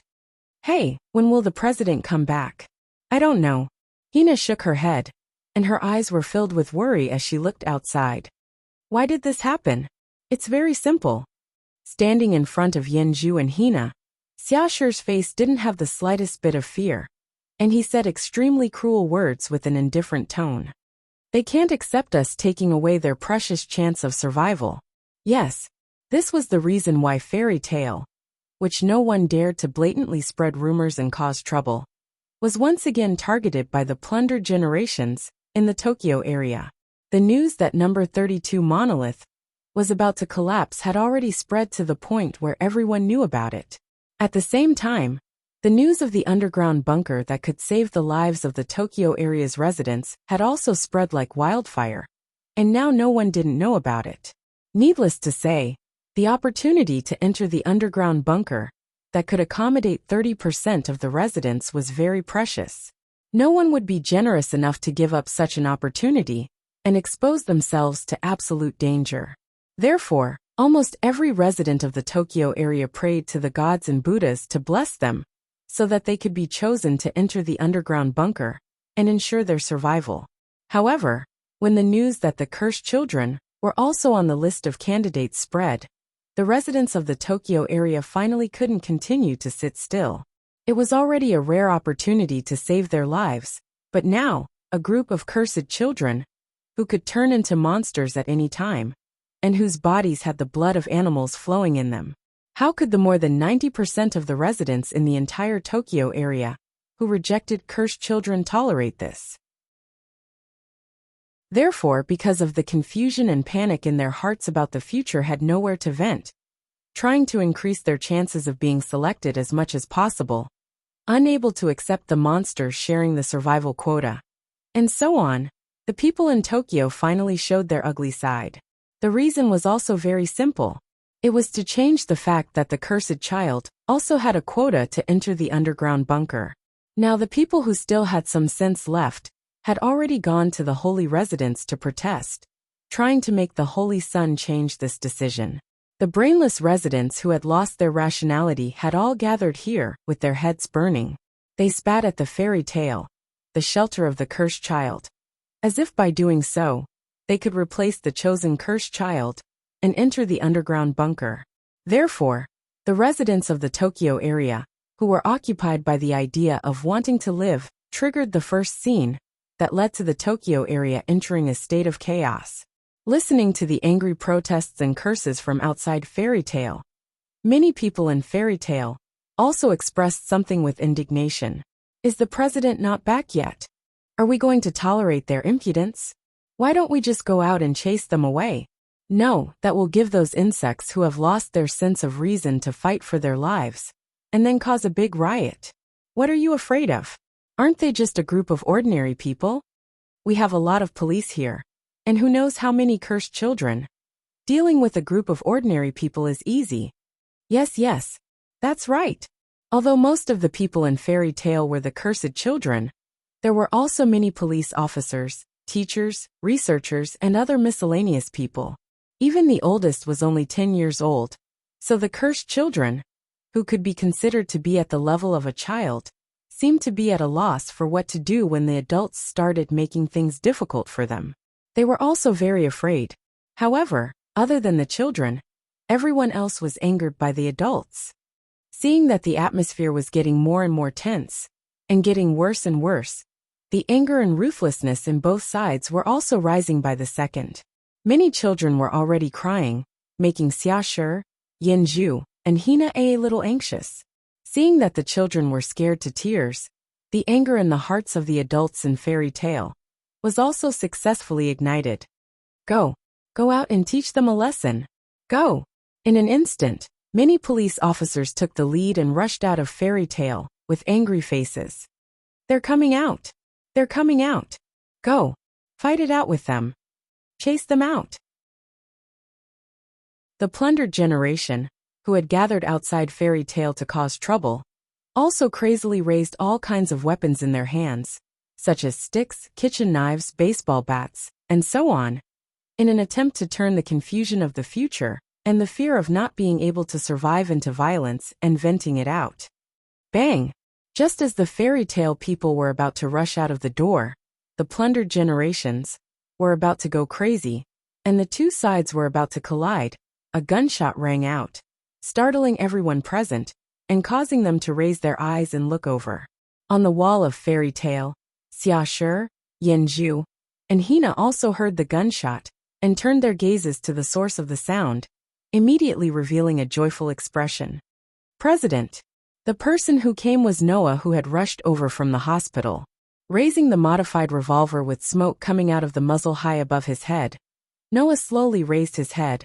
A pair of dark and deep eyes with a bone-chilling light swept over the brainless residents who were planning to rush into Fairy Tale aggressively. The next moment, a chilling voice echoed in the air. In 10 seconds, if anyone continues to stay here and cause trouble, I will exercise self-defense in the name of the owner of Fairy Tale, and kill the troublemaker on the spot. After saying this, Noah lowered the hand holding the revolver, not giving anyone a chance to speak, and with a cold voice, he began the countdown. 10, 9, 8, 7. As the countdown began, a ferocious aura that made everyone's hair stand on end rose from Noah's body, causing the brainless residents to stiffen. The fear of death in the depths of their hearts suddenly erupted. Run! After someone shouted this, flags, sticks, horns, and other items with bloody words written on them were thrown to the ground in a series of Polypola sounds. All the residents who had gathered to cause trouble also panicked and fled in all directions, scattering like birds and beasts. Oh! Inside Fairy Tale, regardless of whether it was the adults or the children, they all erupted in cheers as if they had won a victory. President Brother Yanju and Hina both rushed out of Fairy Tale and threw themselves into Noah's arms. President Xiaoshi also walked over. Her face, as cold as usual, had an unconcealable sense of relief.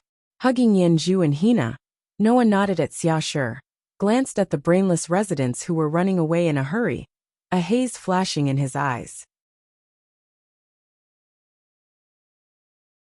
Chapter 153. In the central plaza of Fairy Tale, Noah, Xiaoshi, Yanju, Tina, and a few other people stood together. In front of Noah and his group, there was a pile of packages that either had a timer or were tightly wrapped in waxy yellow tape. There were at least 500 to 600 packages.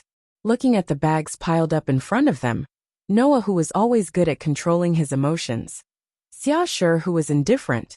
Tina, who had a sloppy personality. The innocent Yanju. And the rest of the people present all had ugly expressions on their faces. Not long after, around them, there were quite a few people who were carrying similar packages. With ugly and serious expressions, they piled the packages in front of Noah and gnashed their teeth in anger. "President, we found another 20 or so." 20? Tina said in disbelief. Then with the ones on the ground, wouldn't there be a total of 754? Liar! Yanju cried out in fear. If that's the case, then once all of these things are lured away, fairy tale. Fairy tale. At that time, I'm afraid there won't be any fairy tale anymore. Xiaoshi spat out words of anger, which was rare of him. That's 754 bombs. That's right. Bombs. Piled up in front of Noah, and his group were all bombs with extraordinary power. Moreover, these bombs were all dug up from various corners of fairy tale not long ago. It was just like what Xiaoshi said. Once all of these bombs were detonated, saying that fairy tale would no longer exist might be a bit of an exaggeration, but for the people of fairy tale, it would definitely be a disaster that could topple their existence. Bastards. They actually dared to do this. Standing behind Noah, the people of fairy tale cursed out angrily. Their eyes and faces were filled with anger that could not be extinguished. Even Xiaoshi, Yanju and Tina were the same. Noah, who was standing in front of everyone, clenched his fists tightly. Anger, coldness, sharpness, and coldness flashed across his dark eyes. Everything that could be expected flashed across his eyes. There was never a lack of crazy people in this world. Now the Tokyo area was facing a great possibility of direct extinction. Under such circumstances, the madness that was suppressed in people's hearts that was usually controlled by reason, along with the fear of death, was completely vented out. An opportunity to enter the underground bunker triggered the conflict between the Tokyo residents and the cursed children. However, that was nothing. The truly terrifying people were those who were completely crazy. In order to survive, people who could do anything. For example, those who wanted to reduce the candidate list as much as possible in order to increase the chances of entering the underground bunker. Simply put, those who wanted to be able to enter the 30% range to kill people, increasing their chances of being selected by reducing the number of candidates. Another example was those who stole, robbed, gambled, and risked their lives in order to get a ticket out of the Tokyo area that was about to become a hopeless situation. It had only been half a day since the news of the collapse of Monolith 32 was known to the world in the form of news. However, in the recent period of time, the plane tickets that could leave the Tokyo area had already been sold out crazily. In order to get such a ticket, people had already fallen into a frenzy. Now, even if you were casually walking on the road, you could be directly knocked out by a stick and searched. And now, the bombs that were buried in every corner of fairy tale not long ago in front of Noah, and the others were undoubtedly the masterpieces of the former. Noah had been aware of it for a long time. When he found out that the ominous premonition in his heart was that the plundered generation was about to target the cursed child because of the list of candidates to enter the underground bunker, Noah felt that in this conflict of life and death, the plundered generation would definitely not be as simple as in the past. Facts proved that Noah's intuition was right. The 754 bombs in front of him were the best evidence. In order to survive, the Tokyo residents who showed their ugly side finally made a move against the cursed child that they hated very much. Noah took a deep breath and suppressed the tumbling emotions in his heart. However, there was no longer any emotion in his eyes. Instead, he looked to the side with complete indifference. "Let me go. Do you know who I am?" The one who shouted such a sentence was a tall, thin man with sinister eyes like a snake. That was a person who was not unfamiliar to Noah. "I am the captain of the Holy Residence Guards." The man roared. "You dirty policemen dare to treat me like this. You're finished. You're finished." Impressively, it was Zhuo Shaoran. At this time, Zhuo Run, who was roaring crazily, was tied up and thrown on the ground. Behind him, there were about 30 people who were also tied up tightly, lying on the ground. They were shouting and yelling at the surroundings. However, around these lambs that had been reduced to prisoners waiting to be slaughtered, the members of Fairy Tale were all casting cold and furious gazes at them. This caused the prideful Bao Mengjue to be the first to be unable to take it, and he began to shout like a maniac.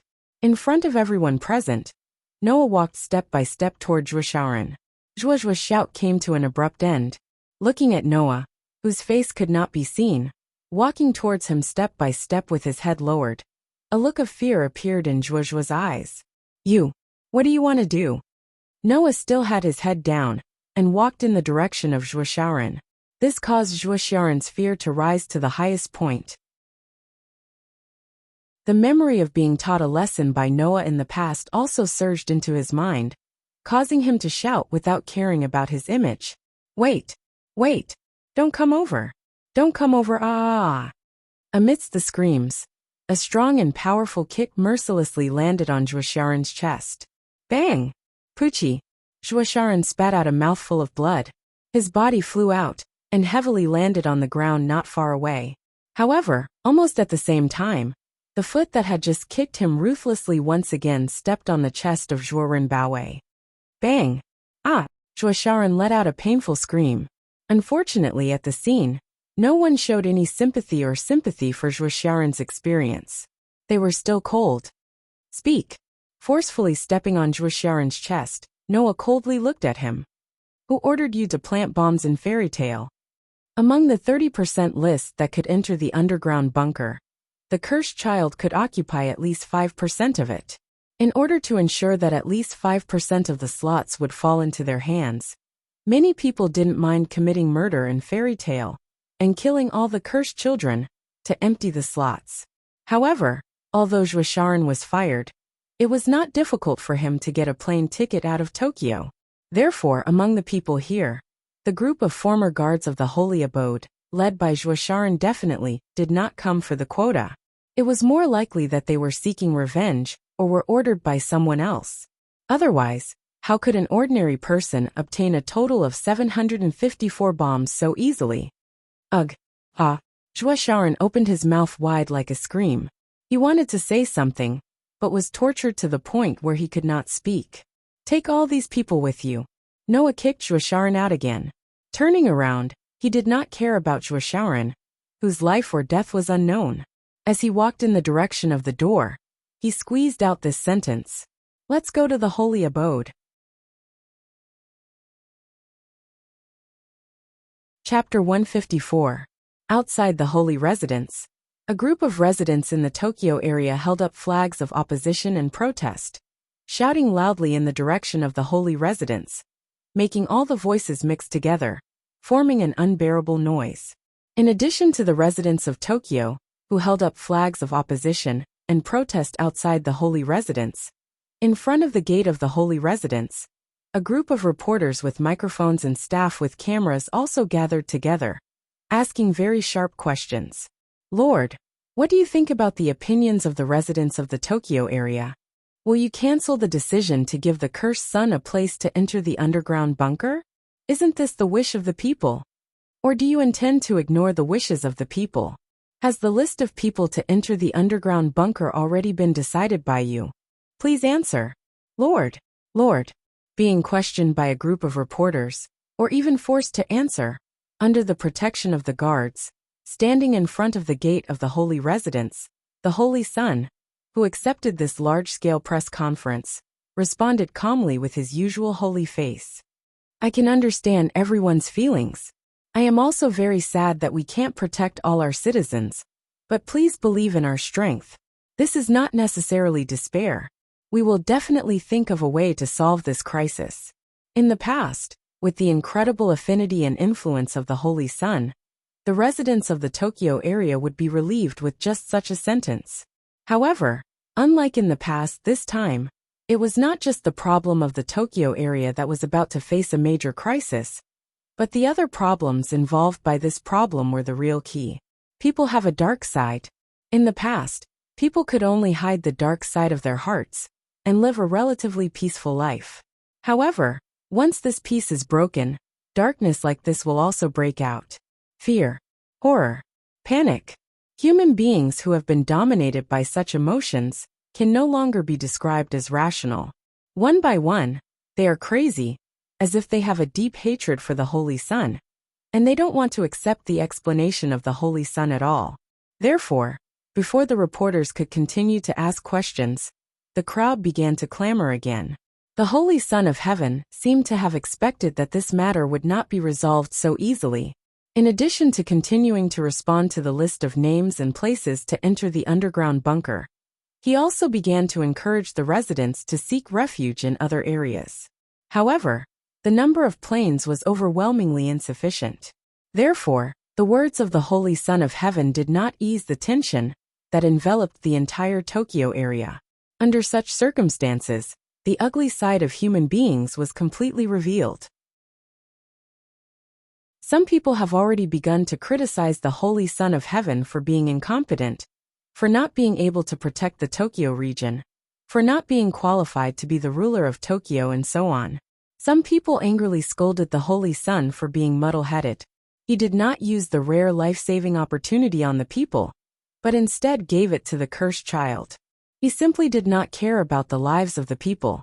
Some people even started to make personal attacks on the Elysian Son of Heaven's female identity, causing the scene to become chaotic.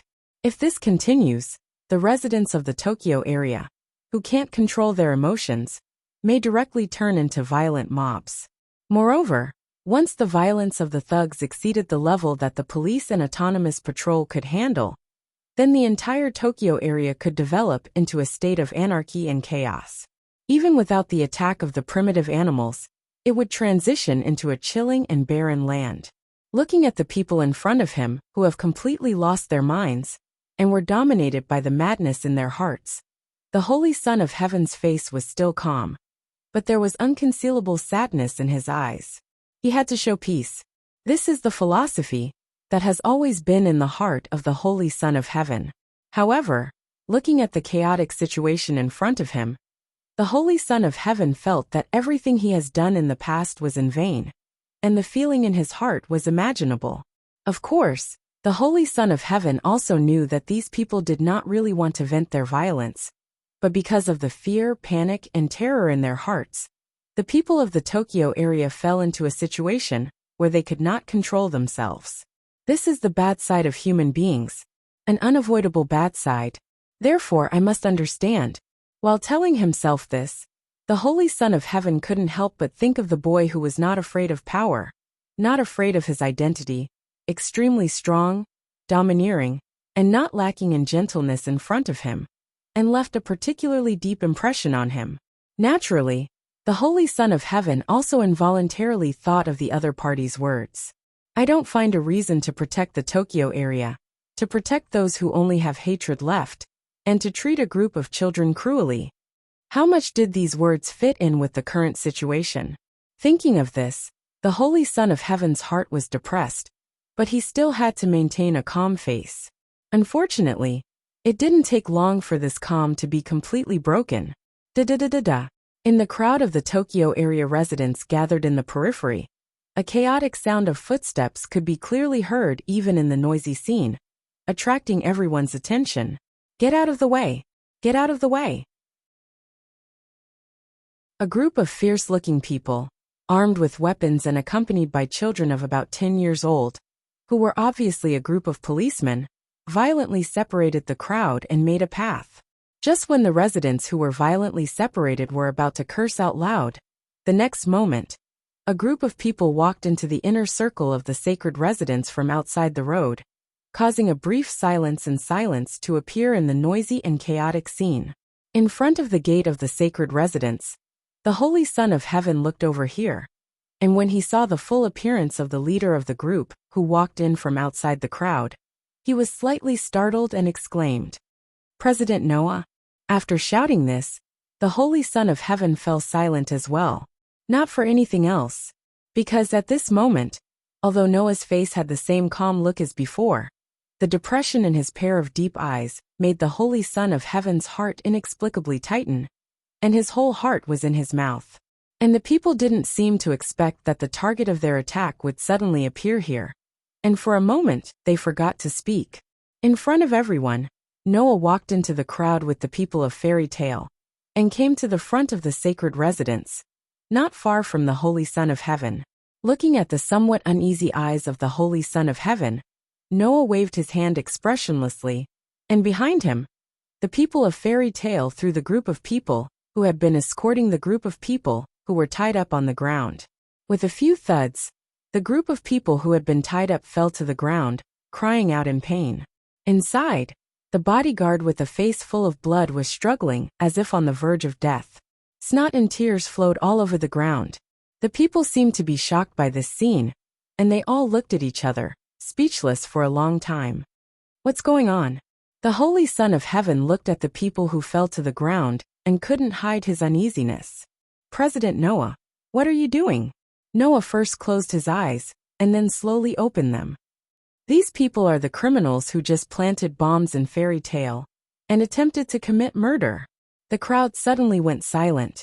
Noah's short sentence was enough for everyone to understand the whole process of the whole thing, and even the cause and effect of this incident. The Holy Son of Heaven also understood why he felt inexplicably uneasy. Anxious, he opened his mouth and wanted to say something, but he was interrupted by Noah in advance. I'm here to ask everyone a question. With his back turned, Noah faced the crowd, looked around at everyone, and his voice echoed clearly. Let me ask you, do you hate these children so much that you can't wait for them to all die? As soon as this sentence came out, a stifling silence suddenly filled the crowd. Then the crowd erupted with such voices. A group of monsters. All of them deserve to die. It was as if a fuse had been lit. Everyone in the audience began to shout loudly.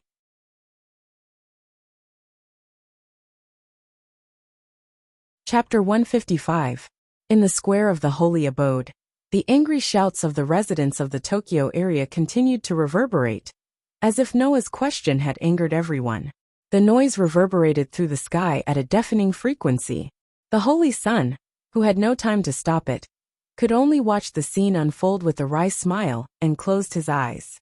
The residents in front of him, who had been overwhelmed by their emotions, did not know what the consequences of their actions would be.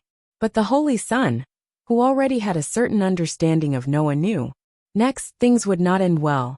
In the face of the angry shouts from all around, the people of Fairy Tale did not waver.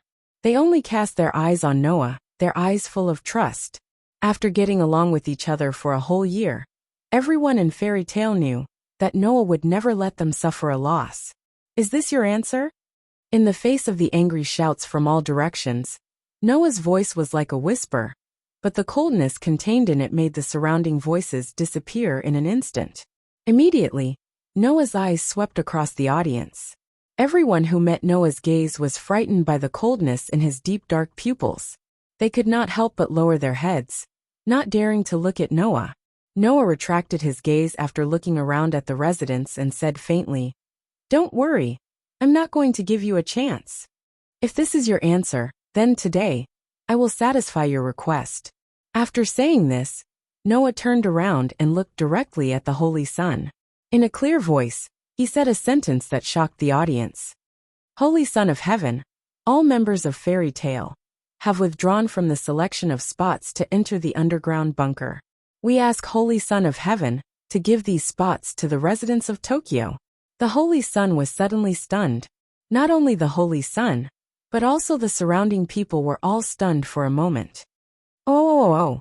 When they came to their senses, the residents looked at each other and broke out into cheers. Undoubtedly, this was taking away the chance to live, indirectly taking away the lives of others. There were at least 1,000 residents of the Tokyo area here, but they did not feel guilty at all. As if they had won some kind of victory, they cheered in unison. In response to this, the members of Fairy Tale who were standing in the middle of the crowd all had their own reactions, but none of them said anything. This was a sign of absolute trust in Fairy Tale. Even if now, Noah's decision was equivalent to cutting off their last chance to live in the Tokyo area. At the moment when all the people around cheered in unison, Noah sneered. In the next second, Noah's words froze the cheers of the audience. At the same time, we fairy tale will also withdraw from the battle to protect the Tokyo area. Wadash! The Holy Sun's beautiful face suddenly turned pale. At the scene, many smart people also realized how big of an impact Noah's words would have. Their faces changed dramatically, and cold sweat flowed down their faces. As for the rest of the residents, after a while, they understood the importance of this sentence after being hinted at or told by others. Due to the special way in which the fairy tale existed, the initiator and promoter of the fairy tale were both excellent.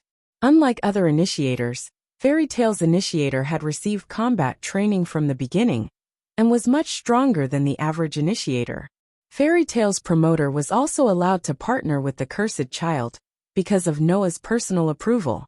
It was also better than other promoters. In addition to Fairy Tale's special way of operating the guild, there were also many foreign police partners who joined Fairy Tale. Among them, there were countless strong police officers. To put it bluntly, in the entire Tokyo area, almost half of the famous police officers were in Fairy Tale. To put it bluntly, in the entire Tokyo area, Fairy Tale's police officers accounted for a large part of the total number of police officers. In other words, if Fairy Tale's police officers really withdrew from the battle to protect the Tokyo area in the future, it was equivalent to digging out a large part of the police force in the Tokyo area. In this way, if the battle to protect the area in the future needed police officers, then the probability of the Tokyo area being destroyed would increase exponentially with the withdrawal of Fairy Tale. In the end, Noah's decision was likely to be the last straw that would destroy the Tokyo area. President Noah, Shungzi stepped forward as if he couldn't tolerate it, and raised his voice a little. How can you do this? Why not? Noah looked at Shungzi with an emotionless gaze. Since the people here want us to die, then why should we protect the people who want us to die? But what problem can you solve by doing this? Shungzi said with some agitation. You are also people who live in the Tokyo area. If the entire Tokyo area is destroyed, can you still survive? This is what we need to care about. Noah glanced at Shungzi. You don't have to worry about it, Shungzi. Shungzi still wanted to say something, but Noah was too lazy to continue listening. Turning around, in front of all the people and the cameras, Noah made such a declaration. Although most people are stupid, even the remaining few smart people have to take responsibility for their words and actions once they do something wrong. So, if the Tokyo area is destroyed in the future, most of the people here will die in the hands of the protogut animals. Then, don't forget that the people who will force away the power to save you will be yourselves. It's you who made the declaration that those who protect you should die. It's you who created your own path to death. Don't ever forget about this. And Noah pulled out the gun at his waist, aimed at the forehead of Takahito, who fell to the ground and pulled the trigger. Bang! After a gunshot, Zhuoren's head exploded. His head was directly blown apart by a bullet that was comparable to an anti-tank sniper rifle. Bang bang bang bang. At the same time, the rest of the members of Fairy Tale also opened fire, killing all the people on the ground. Everyone was stunned, including the Holy Son of Heaven. Remember this. Noah glanced around coldly. This is the result of attacking Fairy Tale. With that, Noah led the members of Fairy Tale away from the scene in a deathly silence. Aha! Only then did the surrounding people let out miserable shrieks when they saw the blood and corpses splattered all over the ground. The reporters were also reporting passionately with pale faces. The Holy Son of Heaven stared at the corpses on the ground and then looked in the direction of Noah's departure. At this moment, his slender figure seemed extremely lonely. Why? Why did it come to such a point?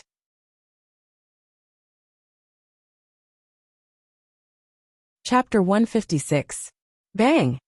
As soon as Noah returned to his home, he collapsed on the sofa. His face, which did not change even when he was in front of all the members of Fairy Tale, was now filled with exhaustion.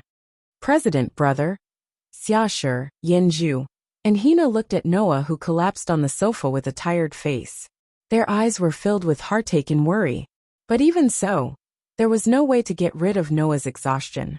It was not physical exhaustion. Instead, it was the mental and emotional exhaustion. Noah was really disappointed. Very, very disappointed. Although he already knew that this world was too desperate and chaotic, and that the humans in this world were also very unbearable. Noah did not expect them to be unbearable to this extent. Undoubtedly, the cursed children were all contributing their strength to protect these ordinary people and fight against the enemies of humanity. Why could these people still have a face as if the heavens were on their side? And it was natural for them to hate the cursed children and to reject the cursed children as a matter of course. Moreover, more importantly, they could still treat the children who were protecting them as monsters. And without a care in the world, they could still make declarations like, all of them deserve to die. Did they know how ugly their actions were? Did they know that what they were doing was discrediting all of humanity? Did they know that they were personally taking revenge on their saviors? Did they know that by doing this, in the end, they were only weakening the power and hope of humanity to defeat the primitive animals? And in the end, the people who were harmed were themselves. From the moment he made up his mind to protect Fairy Tale, Noah was mentally prepared to become enemies with all the humans who were hostile to the cursed children. However, Noah still did not expect that there were so many people like this. It seemed that even in the plundered generation, there were radicals and stabilizers. The radicals were those who hated the cursed children very much. The stabilizers were those who usually rejected the cursed children and hid their hatred deep in their hearts and did not show it. Now, in the face of a life and death crisis, these people all tore apart their disguises and showed all the ugliness and hatred in their hearts, and there was no way to hide it anymore. So, until now, Noah knew that the people who were hostile to the cursed children were not only more than he thought, but also more ruthless. Noah was already disappointed. He was disappointed in the humans of this world. However, even so, those people were still people. Even if it was a guy who wanted to blow up the entire fairy tale, he was still a human. Noah, who was lying on the sofa, raised his hand. Noah's hands were trembling. In the end, it was stained with blood. 7 years. It had already been 7 years since he started to live with his own consciousness. In these 7 years, Noah learned a lot. Magic, sword, shooting, martial arts, language, music, and so on, countless. And today, it was the first time in 7 years that Noah learned something that he did not want to learn. Killing. The bodyguard was the first person in Noah's life that he had killed with his own hands. Before this, only monsters or primitive animals died in Noah's hands. This was the first time for him to kill a human, even if the other party was the kind of person that he hated the most. President Xiaoshu came in front of Noah without him noticing. He reached out and held Noah's trembling hand, and a pair of clear eyes looked straight into Noah's eyes. Big brother. Tina also made her way over to Noah with an earnest expression as she held onto his hand tightly.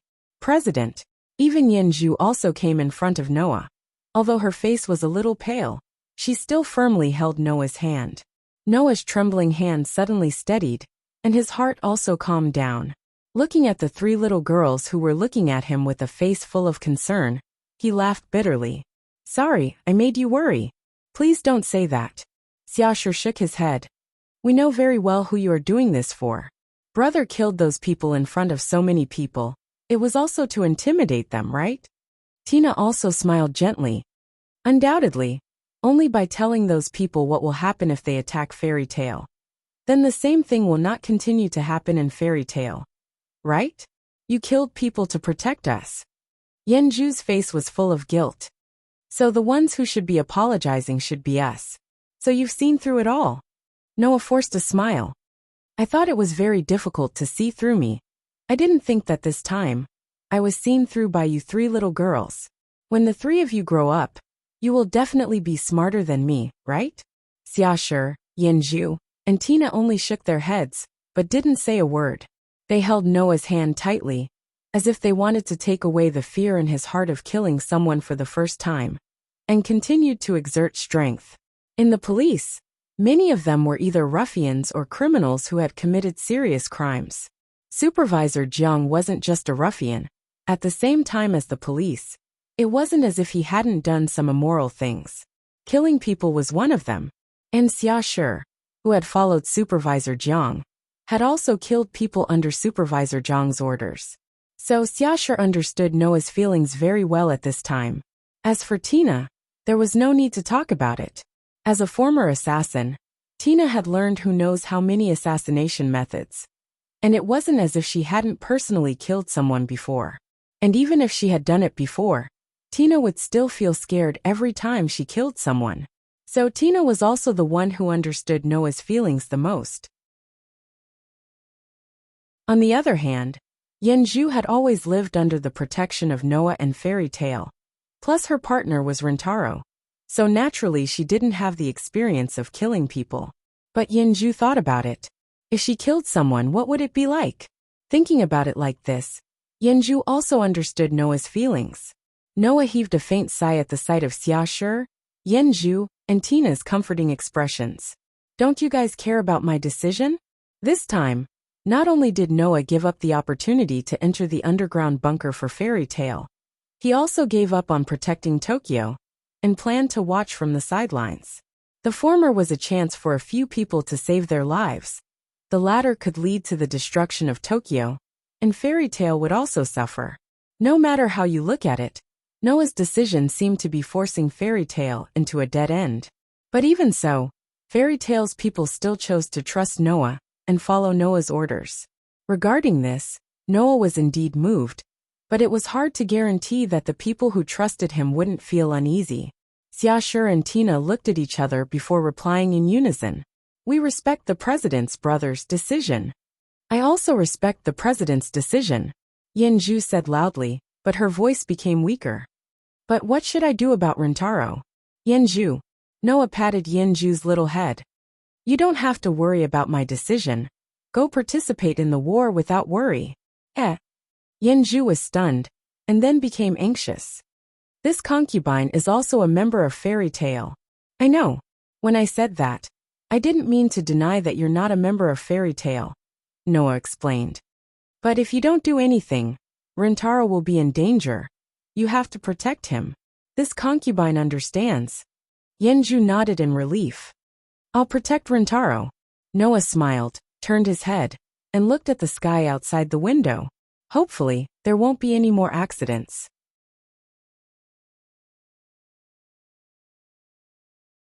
Chapter 157.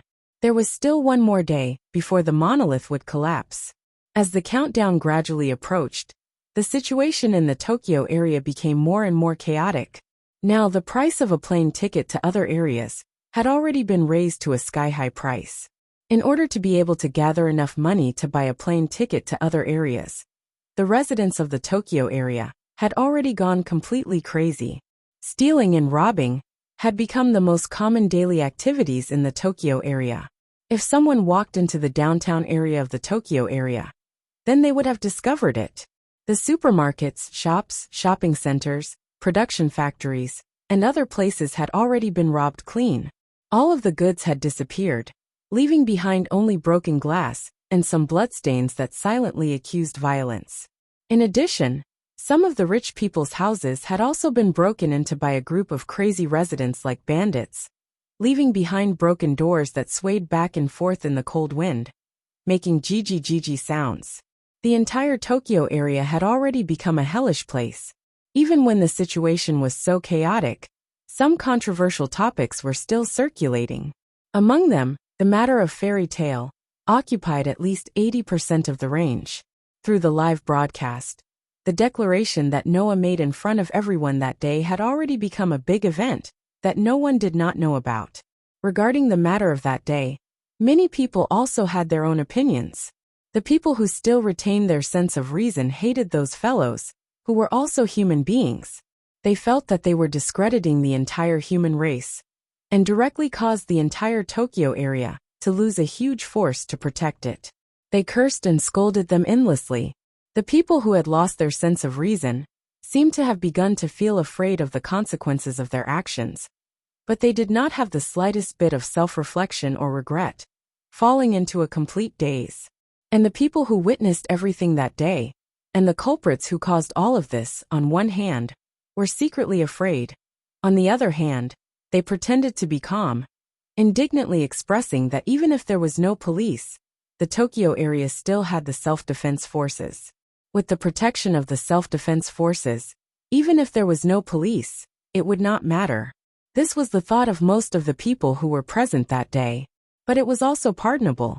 After all, although the self-defense forces did not have an initiator partner and lacked a strong individual strength, they still had a lot of influence. In the past, there had been 2 large-scale wars with protozoa in the Tokyo area. The first time was in 2021, which was when protozoa first appeared in the human world. That war divided the country into 5 regions. In order to expand the defense line, the self-defense forces fought against the primitive animals in the Tokyo area. After many people sacrificed their lives, they barely stopped the attack of the primitive animals and successfully evacuated the survivors to the current Tokyo area. That war was known as the First Great Battle of Guangdong. The second occurred several years after the Great War that followed the appearance of the protozoa. At that time, the protogut animals gathered again and attacked the Tokyo area. However, this time, through research, humans had understood that the magnetic field emitted by the clam could weaken the vitality of protogut animals. Thus, with the monolith as the boundary, the self-defense forces successfully repelled the protozoa using weaponry made from aluminum. That war was known as the Second Great Battle of Guangdong. This time, because of Aldebaran, the Tokyo area once again faced a crisis. The upcoming war between the Tokyo area and the assembled protozoa became the Third Great Battle of Guangdong. With the experience of successfully repelling the protozoa in the Second Great Battle of Guangdong, many people hoped that this time, the self-defense forces could also repel the protozoa and protect the entire Tokyo area. Therefore, almost all residents of the Tokyo area used this reasonable excuse to convince themselves that what they did that day was not wrong. However, Noah's declaration that day still aroused many people's suspicion. He gave up the opportunity to enter the underground bunker to save his life, and gave up protecting the Tokyo area, which was equivalent to a community of life. Was Fairy Tail really not afraid of death? In this regard, many people also had their own opinions. Some people thought that Noah was extremely stupid and hypocritical. He was so strong in front of everyone. But when the Tokyo area was really finished, he would reveal his true colors, and could only join the ranks of the escapees with his tail between his legs. Some people thought that Noah was also skeptical about whether the police could stop the attack of the protozoa. So he planned to stand by and leave the mess to the self-defense forces. He would not participate in it himself. If he saw that the situation was not good, he would definitely have other plans. However, some people who thought that they were smart felt that since Noah made such a declaration in front of so many people, unless he really did not want to live, this declaration was definitely not as simple as it seemed on the surface. Therefore, one day, such a news report appeared in newspapers and on the internet. Quitting does not mean that you do not want to live. Fairy Tail. Is there a way for me to survive? As soon as this report came out, it immediately caused an uproar and gained the approval of almost everyone. In this way, there was also an explanation for why Noah made such a declaration so confidently. Because of this, a series of questions were also triggered. President Xiaoshu carried a whole pile of papers and walked to Noah's desk with some effort. He threw them on it and said in a rare embarrassed manner, "This was just sent in." Hearing this, Noah, who was sitting at the desk, sighed heavily. "Are they here to apply to join Fairy Tail again?" "Yes." Xiaoshu nodded helplessly. "These people seem to believe that we have a way to save their lives. All of them have come to seek refuge with Fairy Tail, hoping to be protected by Fairy Tail. Then, just like before, find someone to seriously review them." Noah waved his hand impatiently. "It's still the same 3 requirements. Those who don't hate the cursed child, those who can accept the cursed child, and those who have good moral character, let them join. The rest of you, chase them out." "Got it." Xiaoshu nodded, picked up the tall pile of papers, and walked out with difficulty. As for Hina, she had already come here 10 minutes ago with a pile of applications like sure. At this time, the door was opened again. Same as before, Noah said without looking up. Just find someone to review them. However, this time, Noah did not wait for a crisp answer but a silence. Noah, who was puzzled, looked up and saw a man and a woman. It was Rentaro and Magino. Why are you here? Noah looked at Magino with some surprise. Is your body okay? The most basic movement is no longer an obstacle. Magino answered honestly. But if you want to fight, I'm afraid you'll have to wait for a while. Then it's not a problem. Noah shrugged. Anyway, it's best to see you healthy. Magino smiled. On the side, Rentaro, who had been silent all this time, looked up at Noah and whispered, Have you really made up your mind? The words came out of nowhere, but Noah smiled indifferently. I knew you would come to me. You knew. Rentaro was slightly taken aback. That's right. Noah met Rentaro's gaze. After all, I've said before that you're the kind of person who would sacrifice yourself without hesitation if you can carry out a righteous cause. Even the people around you would hesitate to sacrifice themselves. So, I've long guessed that you would come here to question me for the lives of those people. Rentaro was speechless. Basically, Noah had guessed Rentaro's purpose for coming here. Rentaro came here to question Noah why he didn't use fairy tale to protect Tokyo, and why he gave up the opportunity to enter the underground bunker.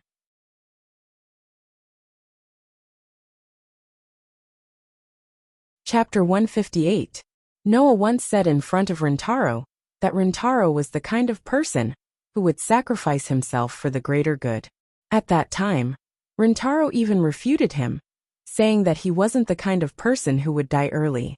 Unfortunately, Ryutaru's questioning had exposed the essence of righteousness hidden deep within him. I just don't understand why you're doing this. Rentaro clicked his tongue, as if he was a dead duck who refused to admit his mistake.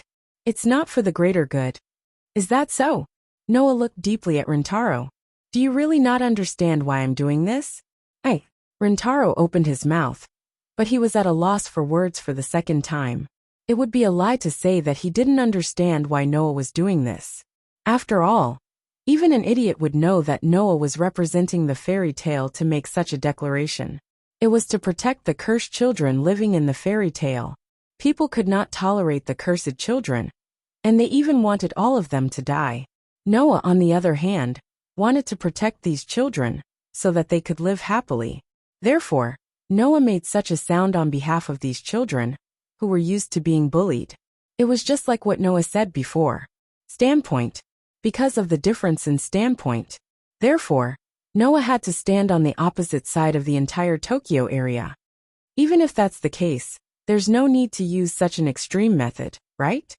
Rentaro couldn't let it go. Are you really going to watch the entire Tokyo area die in the hands of the protogut animals? Why not? Noah said indifferently. Since they can casually say that they want us to die, why can't we just watch them die? You're too extreme. Rentaro said loudly. Just because they don't treat you well, you're going to watch them die. That's why I said, Rentaro, I'm not like you. Noah was still as calm as ever. If someone hurts the people around me, then I definitely won't be able to persuade myself to let them go for the sake of the so-called righteous cause. Fairy tale will always exist for the sake of her family and companions. I should have told you that before. Rentaro's expression was conflicted. He still couldn't let it go. Mugung, who had personally witnessed the conversation between the two, could only sigh inwardly. From Migento's point of view as a bystander, both Noah and Rentaro's statements were correct.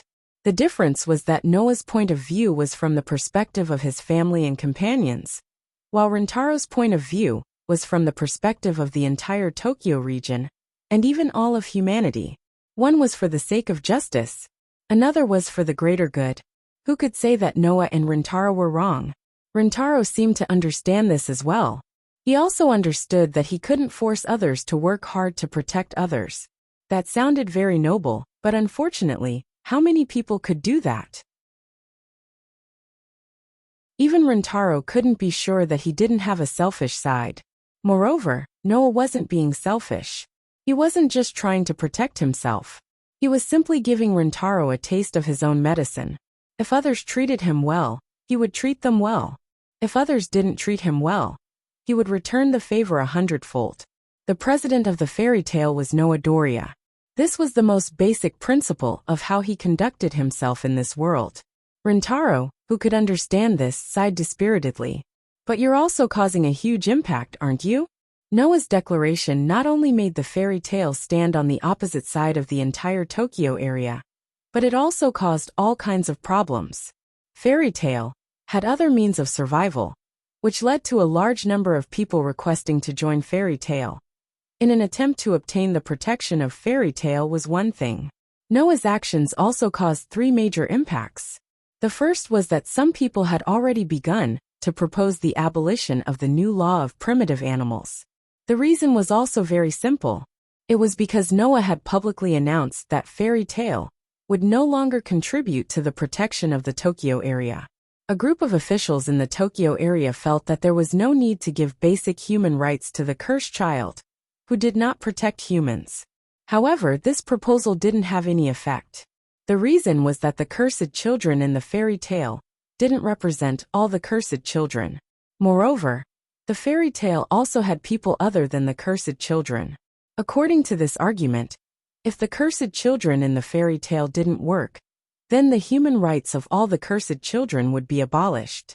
If the fairy tale people didn't work, then the human rights of all the human beings would be deprived.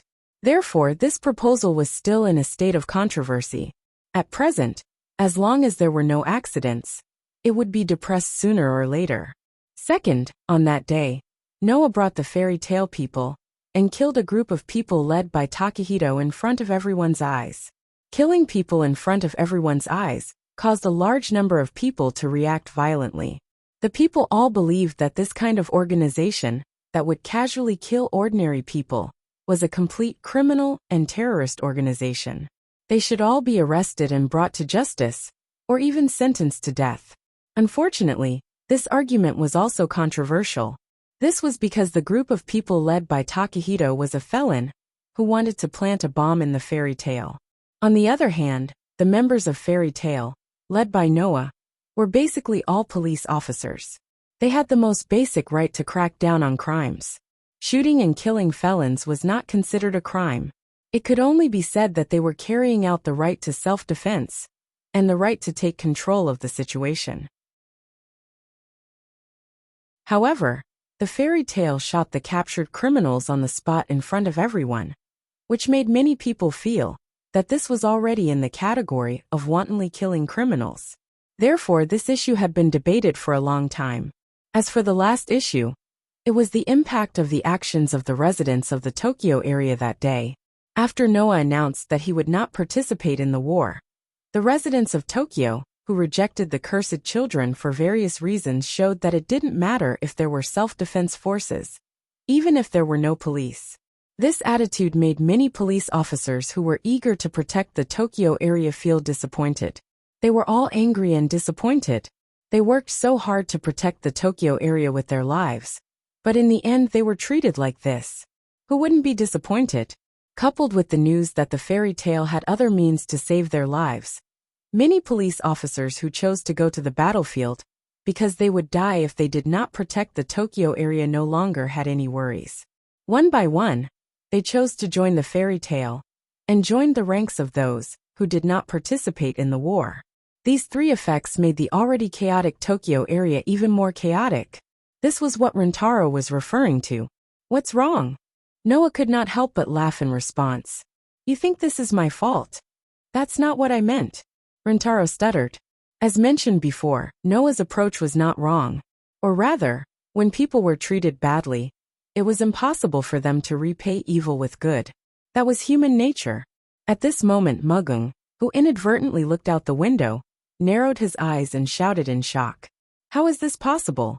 Hearing Mugung scream, Noah and Rintaro, who were about to start a new round of debate, were stunned. They followed Muging's gaze and looked out the window. The next moment, the scene that was imprinted in their eyes made Noah and Rintaro's pupils constrict.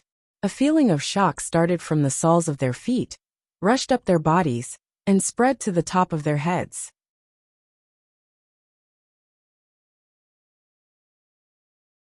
Chapter 159. Below the gloomy clouds. A gigantic monolith that seemed to be able to pierce through the clouds stood there. Unlike the other monolith, this gigantic monolith's pitch-black luster had faded by more than half, and the remaining parts were covered with white spots or stains. Number 32 Monolith. This monolith, which had guarded the Tokyo area for more than 5 years, finally made a sound that made people's hair stand on end. Gag. Undoubtedly, it was very far away from the monolith's location, but everyone in the Tokyo area seemed to have heard this sharp sound and turned to look in the direction of the monolith. Then almost everyone saw it. On the towering monolith number 32, which was originally a rectangle, one of its corners suddenly collapsed. Kacha kacha kacha. As if it had caused a chain reaction, the gigantic monolith from top to bottom let out a cracking sound, and then, as if it had been pushed down by a huge force, it gradually fell down. Pung pung pung pung pung. Everyone could clearly hear that the monolith seemed to have shattered, and in the midst of the explosive sounds, because it couldn't withstand the corrosion of the corrosive liquid, it turned into pieces, and as it collapsed, it fell in all directions like meteorites. Compared to the monolith itself, the process of the monolith fragments collapsing and falling to the ground seemed to be played in slow motion, one piece after another smashing into the ground. Dong dong dong dong dong. The meteorite-like fragments of the monolith collided with the ground violently, crushing the ground, buildings, trees, equipment, and other objects under them, smashing them into pieces. Rumble. The frequent collisions caused the ground to shake, and the dust from the shattered monolith flew in all directions. The wind from the impact also blew in all directions, spreading out in all directions. Finally, a mushroom-shaped cloud of dust that could cover the entire Tokyo area's sky rose up, like the smoke before a war, and imprinted itself into everyone's eyes. After witnessing the entire process, the residents of the Tokyo area finally reacted. One by one, they let out a blood-curdling scream. Subconsciously, their goal was to get as far away from the collapsed monolith number 32 as they frantically fled. How could this? In Fairy Tale, Noah and Mugung, who had also witnessed the entire process, were speechless. Only Rintaro, who couldn't accept it, muttered, "This is impossible. There should still be a day before the collapse of monolith number 32, right?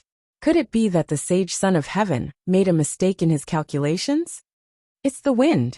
Noah looked at the sky and saw the clouds being blown away by the strong wind, and the dust and smoke in the distance, and said in a deep voice, "The wind has toppled the monolith." Hearing this, Mugging finally reacted. "Riki-kun!" Mugging shouted at Rintaro. "Quick! The third Kanto war has begun." "Noah!" Rintaro also reacted, and anxiously looked at Noah. "Are you really not going to participate in the war?" Noah glanced at Rintaro, and without saying anything, he turned around and silently expressed his intention. "Damn it!" Rintaro cursed, and directly rushed out of Noah's room, and rushed in the direction of the monolith. In the direction of the monolith, District 40 of the outer area, the auxiliary police force was gathered there, and prepared to fight against the attacking protozoa. However, without Fairy Tale's participation in the battle, as well as the large number of police officers who intended to join Fairy Tale, the number of police auxiliary troops sent to the battle should be much less than what everyone had initially thought. Right? Before the auxiliary police force is dispatched, the self-defense forces will fight against the attacking protozoa. If the self-defense forces can win, then everything is going well. If the self-defense forces lose, then without the Fairy Tale, the auxiliary police force will have to fight against the protozoa that defeated the self-defense forces. At that time, the situation will not be optimistic. "Are you really not going?" Mugging looked into the distance, and said to Noah without looking back. "Without the Fairy Tale, the auxiliary police force will not be able to stop the attack of the protozoa." "What?" Noah also did not look back, as if he was talking to the air, and said to himself, "Do you also want me to carry out the so-called righteousness, and save a group of people who want us dead?" Mugging was silent for a while, and then he smiled bitterly. "Although I want to say that, I definitely don't think so in my heart." Hearing this, Noah raised his head in confusion. What do you mean? What do I mean? Mugging lowered his head and murmured, I mean that I envy you, because you still have the chance to protect your family and friends. After that, Mugging also walked out of the room and left the scene. Looking in the direction where Mugging disappeared, Noah closed his eyes. Mugging changed. He became not only immersed in hatred, but also immersed in memories. Thinking about it, the success of the kidney transplant surgery will free Mugging from the abyss and let him enter a new world. Right? Fairy Tale, the main building. This was the place where the police officers of Fairy Tale gathered in the past to receive commissions, submit completed tasks, receive rewards, and record their results. The commission board with the commission list was a bulletin board on the side wall that could be seen as soon as he entered the door. Pushing open the door of the main building, Noah walked into the main building. President. At this moment, in the main building, almost all the police of Fairy Tale gathered here. When they saw Noah come in, they immediately greeted Noah. Noah nodded, then walked forward in the middle of the crowd that automatically separated, and came in front of a huge screen. It was a large electronic screen used on weekdays for various emergency notifications and relaying relevant reports in the Tokyo area. At this time, the big screen was broadcasting the live broadcast of the collapse of the monolith on number 32. Originally, there would not be this kind of live broadcast on the battlefield. However, Noah had ordered someone to place a camera and a bug in the sky above monolith number 32, so that the situation there could be broadcasted back. Therefore, Noah could clearly see what was happening there at this time. The shocking dust and debris brought by the collapse of monolith turned into smoke, forming thick clouds that covered the sky of the entire Tokyo area. The Tokyo area self-defense forces position also seemed to have been directly attacked by the monolith's smoke and dust that was blown over by the wind. Under such circumstances, on the big screen, the self-defense force and a group of attacking monsters began to confront each other. Roar! Roar! Woo! The various roars of the protozoa were clearly transmitted throughout the main building through the high-power bugs on the electronic eye. Through the live broadcast on the big screen, Noah saw a huge figure in the middle of a large number of protozoa, under the support of a large number of protozoa, running in the direction of the Tokyo area. Looking at the huge figure, Noah slowly narrowed his eyes. Former Taurus Legion's subordinate, Aldebaran. You're tuning in to the Lee May's Sword of Destiny YouTube channel. We're so grateful for your support, and don't forget to subscribe to join us on this incredible journey through captivating stories.